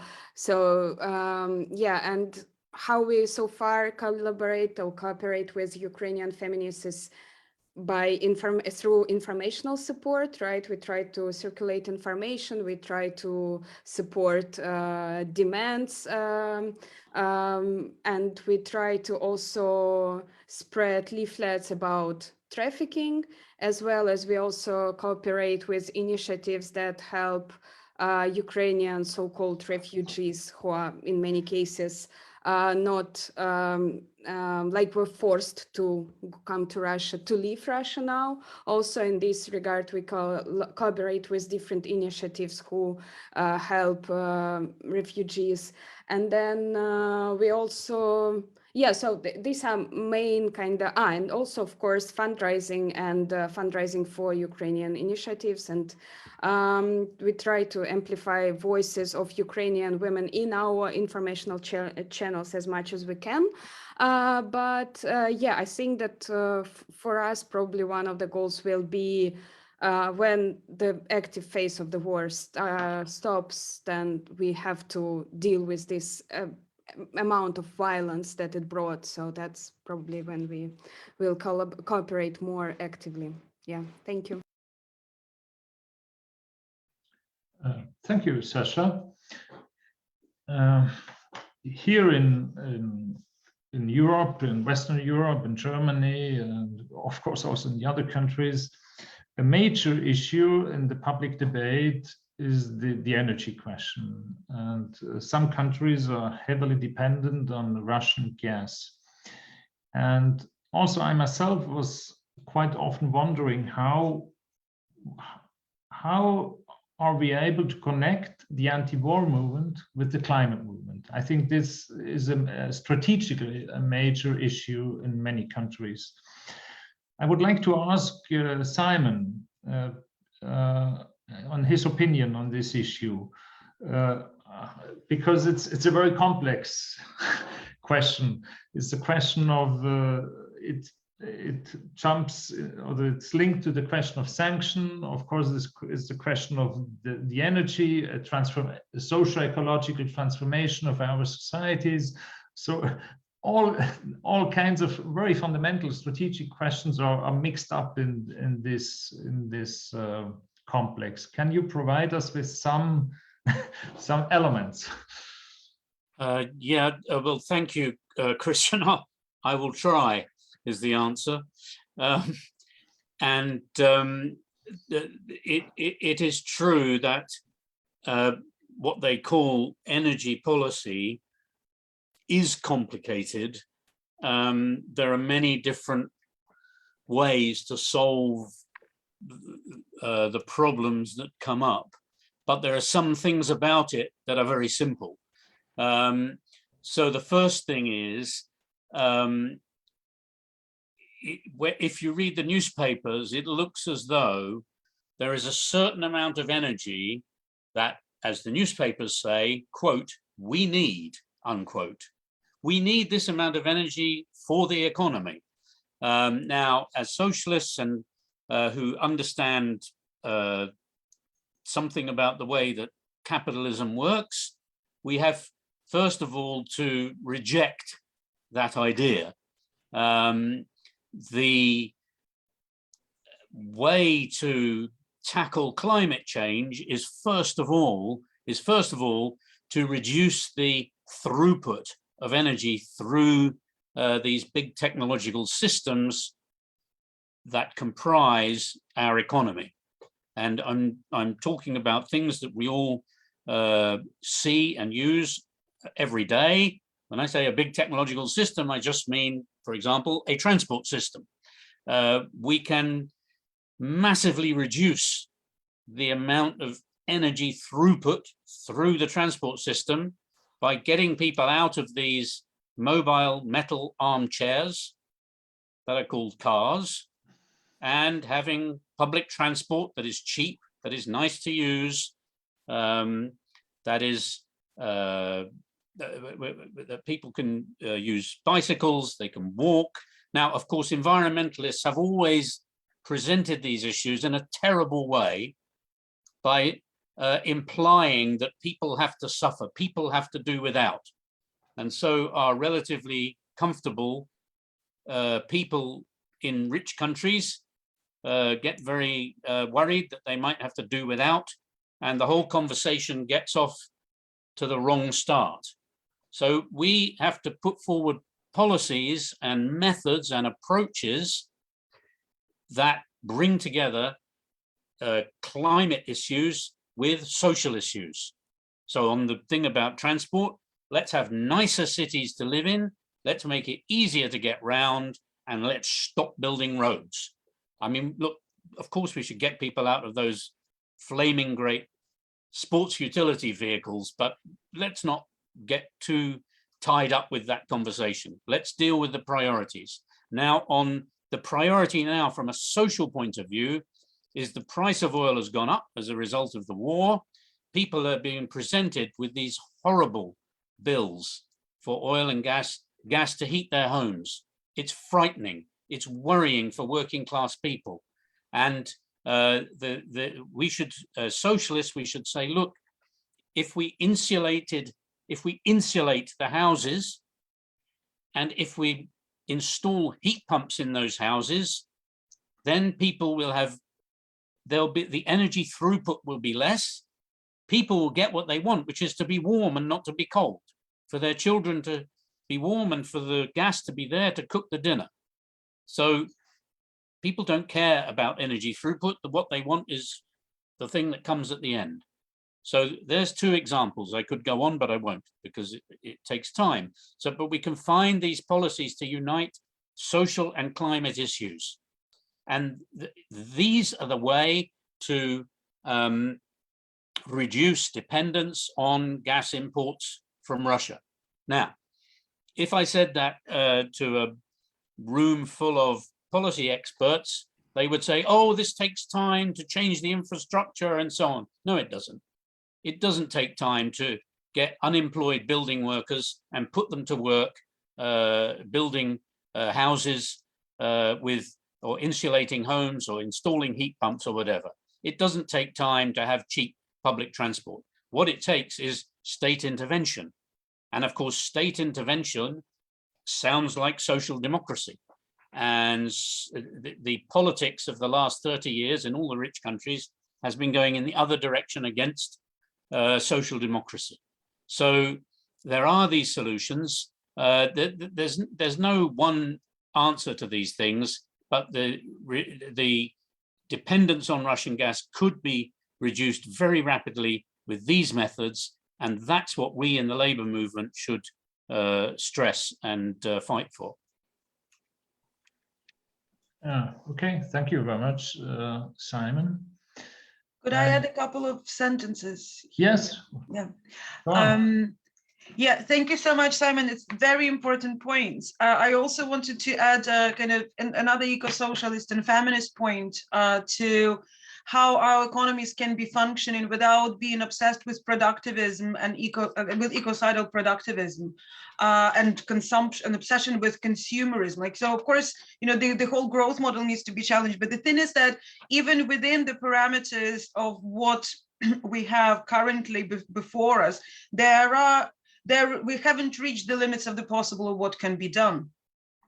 And there are some great suggestions from different feminist economists, and like not least in the UK, we have the Women's Budget Group, who are stressing that if the governments are investing in care economy and in public services, in looking after the parks, in insulation, and in all sorts of green initiatives, if sectors that are from the outset low carbon intensity are prioritized as those where most employment is created, we can overall reduce the need to consume a lot of energy. At the end of the day, if the government is to invest its money and to pay salaries, for example, of road workers, well, they have already decided to spend that money. What difference does it make if they spend it on care workers who enable independent living to the elderly? Then the salaries are being made, money is being spent, and this is a very low carbon occupation. So those people are like, those who need help are being taken care of, those who need jobs have jobs, they have salaries, they can pay for their dinners, for their holidays. Another thing is something that I think is close to Alona's heart, is that is a coordinated city planning. We need to also reduce the need for people to travel all the time. And there was a lot of that in the USSR city planning, where every kind of residential area had its own little hospital, had its shop, had its school. You didn't have to do 40 million trips every day to meet your daily needs. Right. So if you reduce the need to travel, and we have adequate public transport that is run on electricity, like those beautiful Zurich trams, then we can have a better, like we can phase out the need for growing amounts of energy that, of course, will have to come from fossil fuels, because it's impossible to compensate with these exploding needs for energy with renewable energy capacity. It is simply not sustainable. We need to phase out the growing need for energy. And then we have better communities, we have better quality of life for city and countryside dwellers, and we have cleaner air to breathe, and people have a bit of cash to spend on having a good time with their friends and family. And parks are clean, and eco-socialist paradise is around the corner. Okay, thank you very much, Julia, for these additional, very fundamental and broad-based reflections. I would like to come back to the current situation in Ukraine, because there are some more questions. Some people raised some more political questions. We have Bernd Gerke with us. He is a veteran of the democratic movement of the former GDR. He asks, are the Ukrainian leftists in the resistance struggle striving for a visible, independent political profile, and are they perceptible for the population as leftists? So it's a little bit the question of how to deal right now in the current situation with the problem of independence. Is it possible to create some kind of socialist or left pole or progressive public pole front in the Ukrainian society, or is it much more difficult? Who can answer to this question?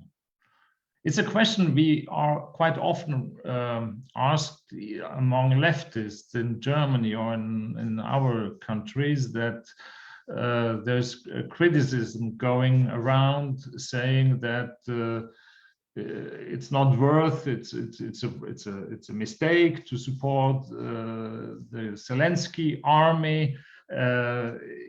We can only support armed forces from independent left, but because such an independent left doesn't exist, we do not support Ukraine. So that's what's your answer to this question? Zakhar or Julia or Alona, doesn't matter who wants to start. I can start if it is okay. You know, the independent left exists.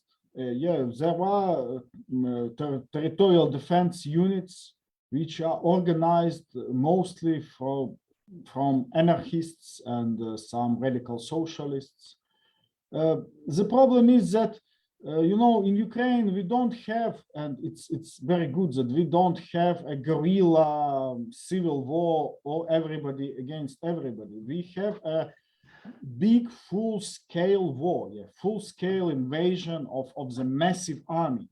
And it would be, you know, kind of idiotic position to help some guerrilla fighters when you have a, you know, full-scale army with all the modern weapons invading the country. You know, the material force could be faced with other material force, and you can't fight against the, you know, supersonic and cruise missiles with just, you know, some guerrilla fighters. But of course it is a problem. Yeah, I said that it is a problem that most of people, most of organizations of the unions of the left, you know, are trying to support the war effort of government, and it makes problems. And of course, we as Sotsialnyi Rukh, we have our independent initiatives, and we clearly declare ourselves a radical socialists, a leftists. Yeah, so everybody knows who we are. Yeah, and it's our projects to support to support people who need legal advice in some law cases. It's our activities to support some territorial defense units, to support refugees. So we are acting as a left, openly as a left force. But of course, it is not clear how the situation will develop, because there are some attempts of right, far-right political organizations to use the situation to suppress any kind of left and any kind of opposition. Yeah, we are criticizing the government in some issues of labor law and deregulation, and government is trying to suppress all kind of opposition. And at the moment, you know, we are still acting openly. And but of course, you know, situation is very turbulent in Ukraine. Yeah, the fighting is going on, and everything could happen, unfortunately. Thanks. Alona, what's your point of view on this question? Yeah, I'm not gonna go in details, just I support Army of Ukraine, and if people, you know, want to support, if they're questioning this, I do not think we have to explain why and spend our time on this. But if there are some ex-comrades who want to support independent left in Ukraine who is fighting, I'm, you know, sending links now. Please, you know, when you're being drafted in this kind of discussions, which I perceive as completely useless, at least for myself, because please just send them our organizations which are supplying now uniforms, supplying gadgets for our comrades who are fighting now. We still need money because, yeah, there are like more and more people joining. The war goes on. And I think it's like the best way, you know, to answer these questions about, oh, okay, why should we support Ukrainian army? Okay, you can support left-wing activists who are now defending you. Okay, thank you, Alona, for this very practical answer based from the concrete situation. Is there still some question left? I do not see. Probably I would, as a final point, probably before I close the debate, also linked to this weapons question. I think in the left, in the German-speaking countries, mostly in Germany, but also in Italy,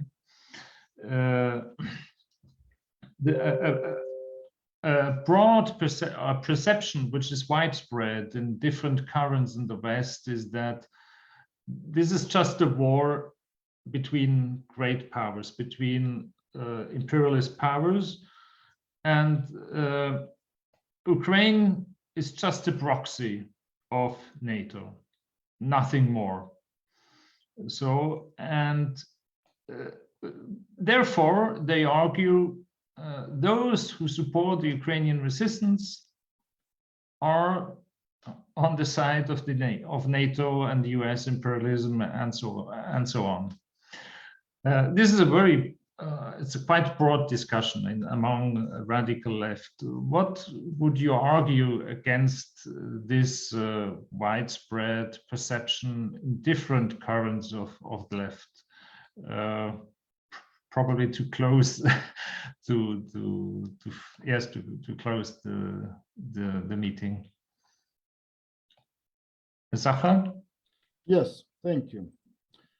Well, I would say that you know, Putin decided to de-Ukrainize Ukraine, yeah, and said that there are no Ukrainians, that we are just the same people as Russians, so we just don't exist, yeah. And unfortunately, among the Western left, it is also kind of tradition of denying the subjectivity of Ukrainian people, you know. Of course, you know, in any moment, somebody is trying to use you. Yes, there are many different imperialist colors. There are Western imperialism. There is a Chinese imperialism, probably. But it is Ukraine, you know, we are just existing as people, you know, and our imperialist forces invaded to our country, you know, and it is just such a chauvinist bullshit, you know, that it's really hard to comment on such things. Thank you. Okay, Julia. Yes, thank you. I second Zakhar's sentiment. You know, the thing is that We live in a capitalist world, unfortunately. And no matter how many competing imperialist powers in it exist and who falls within their, what the Russians like to call spheres of interest, it doesn't mean that people who live in those spheres of interest do not deserve to be defended or protected from these narcissistic entitlement claims. I think the prism of domestic violence here is actually quite useful as an illustration of whether one should interfere or not. If your neighbor beats his wife because she decided to leave, do you call the police? Because or he had a bad day at work and he beats his wife. Do you think she needs to be protected just because she's really not the reason of his bad behavior?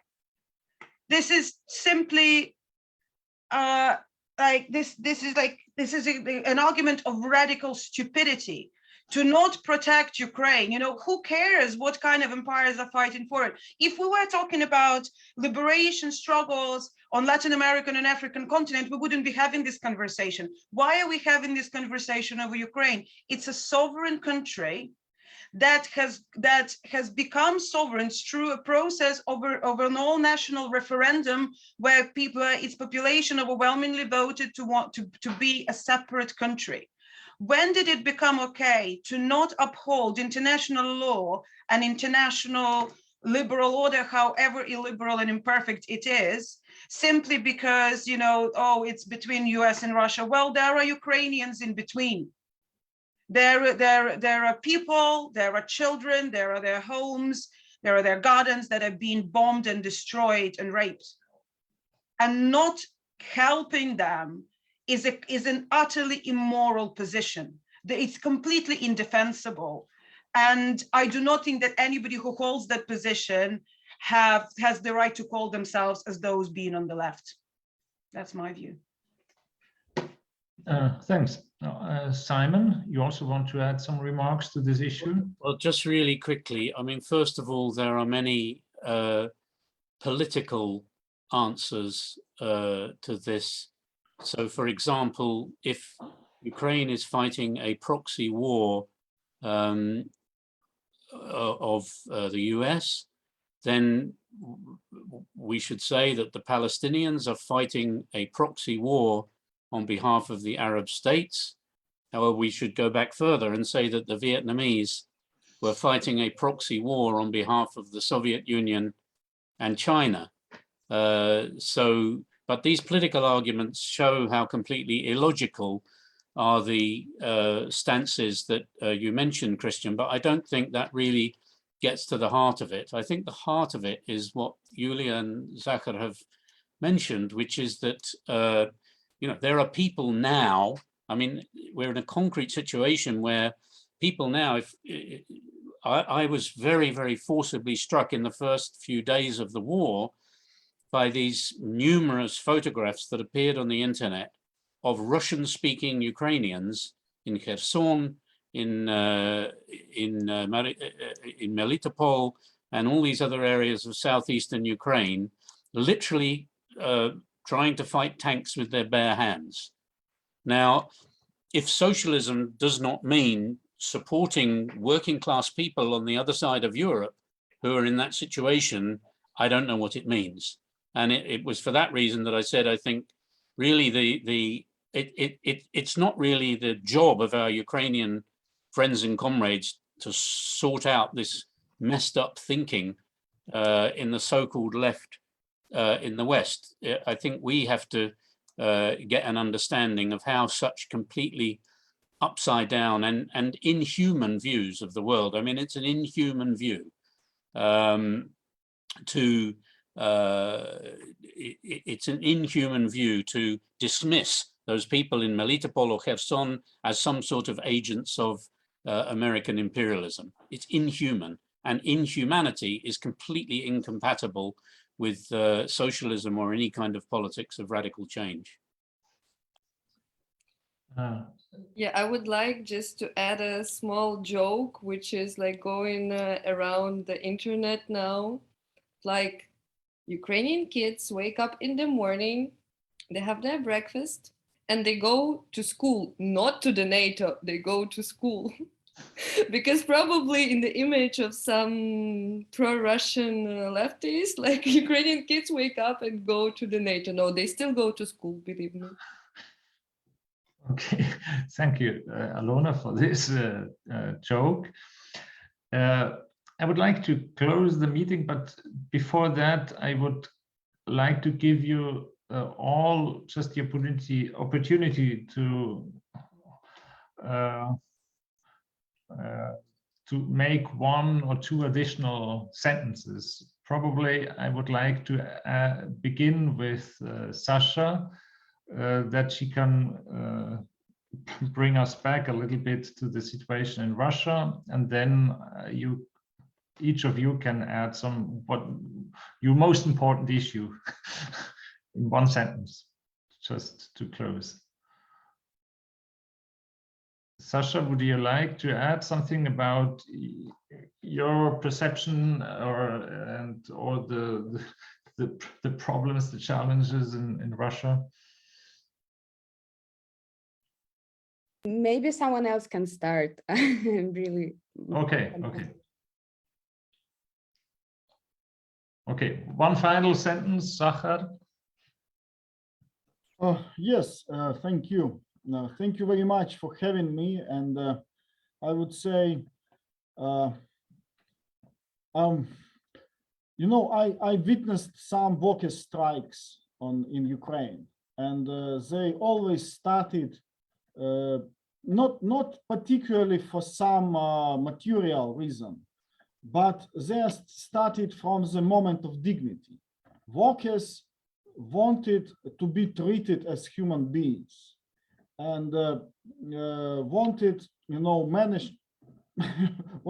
respect to their dignity. And if we don't respect the dignity of Ukrainian people, their right to elect the President Zelensky, whatever good or bad he is, the right of Ukrainians to have their own state, because they just want to have their own state.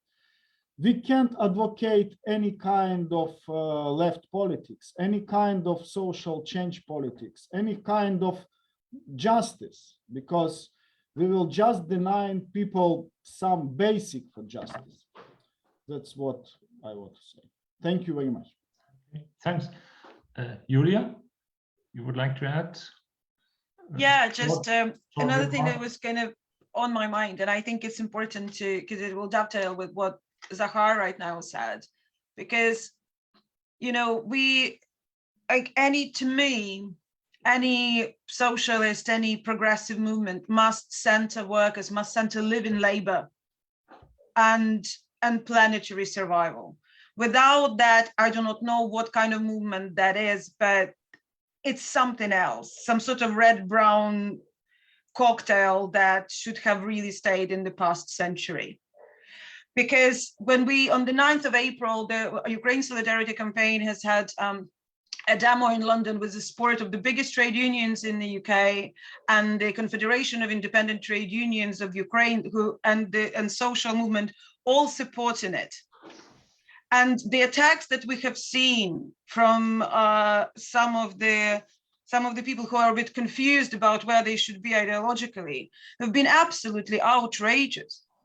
And to my mind, if your politics do not center the living labor and the labor movement and do not support their demands, but unless they coincide with what you think they should be, well, that smells a bit of authoritarianism and Stalinism to me. We need to be building solidarities and supporting people in the dignity and trusting them that they are not stupid. They have their consciousness and their agency, and they know what's good for them, and we need to support them without imposing views of how other people should live because we think we know better, because no, we don't. So understanding that understanding that solidarity means listening and supporting and not imposing is, I think, something that some internationally still have to do as homework. So yeah, centering living labor is the basis of solidarity. And I hope that we can continue these dialogues that we started today in that spirit. Thanks. Alona, would you like to add something? Yeah, and I wanted just to say that, you know, to reach what Julia is saying, it's important to build this kind of communication, which is being built now. Yeah, I just wanted to say thank you to the way you built the panel. You invited people from Ukraine, people from Russia, and you're asking them directly. And this is the way we have to build this communication in this kind of situations, not like 10 white male experts. I've been to such a panel yesterday as a listener, and that's at least, you know, first steps to rebuild how we practice politics. Yeah, so thank you. Okay. Sasha and Simon, you presented us all you wanted to say.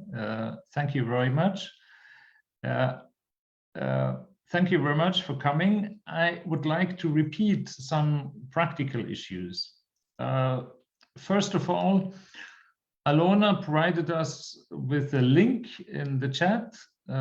It's the link to the organization of Sotsialnyi Rukh. It's ref.org.ua,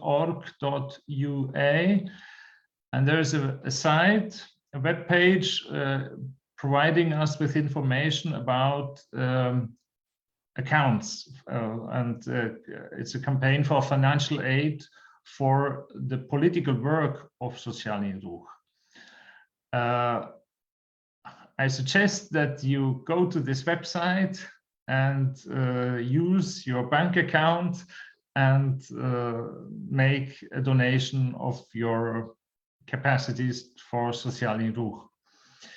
There's also another campaign which is very important, very excellent. It's called Operation Solidarity. As far as I know, it's a campaign launched more by anarchist comrades. It's a very practical campaign of solidarity with medical equipment and all kinds of stuff, what is needed in Ukraine. Please go to this website. It's operationsolidarity.org. You will find it. You see it also in the chat. Then, as Ben from Basel in Switzerland has been presenting, some local different groups in Switzerland are preparing a labor union solidarity activity. I saw in the questions and answer that Hanna Perekoda from Lausanne, who originally is from Ukraine, she is also involved in solidarity activities. She was with us 2 weeks ago with a similar conference.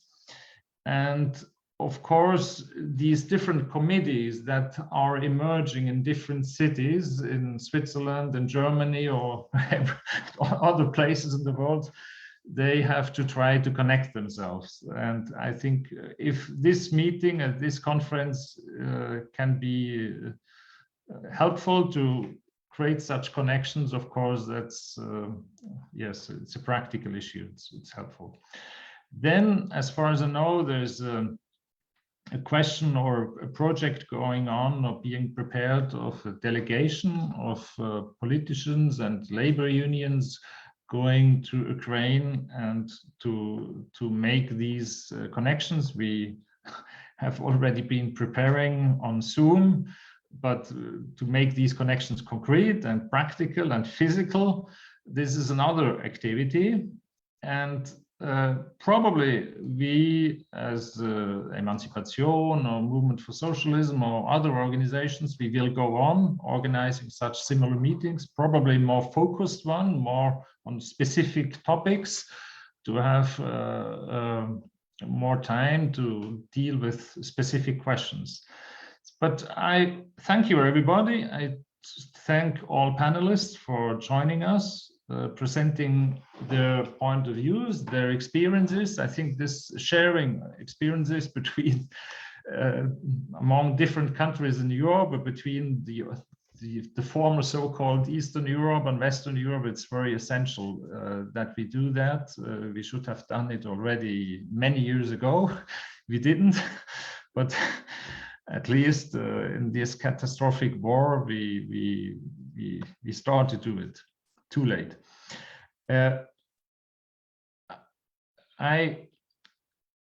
I suggest that all panelists stay some minutes with us, that we make some balance, some feedback round among us, and that we will have the opportunity probably to exchange some practical issues. But I thank the public. I hope this meeting was an impulse for further activities. And finally, and this is very important, I thank all the interpreters. It's a huge work they have done. They did it always directly, and this interpretation, these translations are a very important element, really to bring people together from different parts of the world and even in Europe. Thank you very much for helping us, for helping this as an activist activity. Thank you very, very much to all interpreters. So please, panelists and organizers from the different groups and organizations, stay with us some minutes to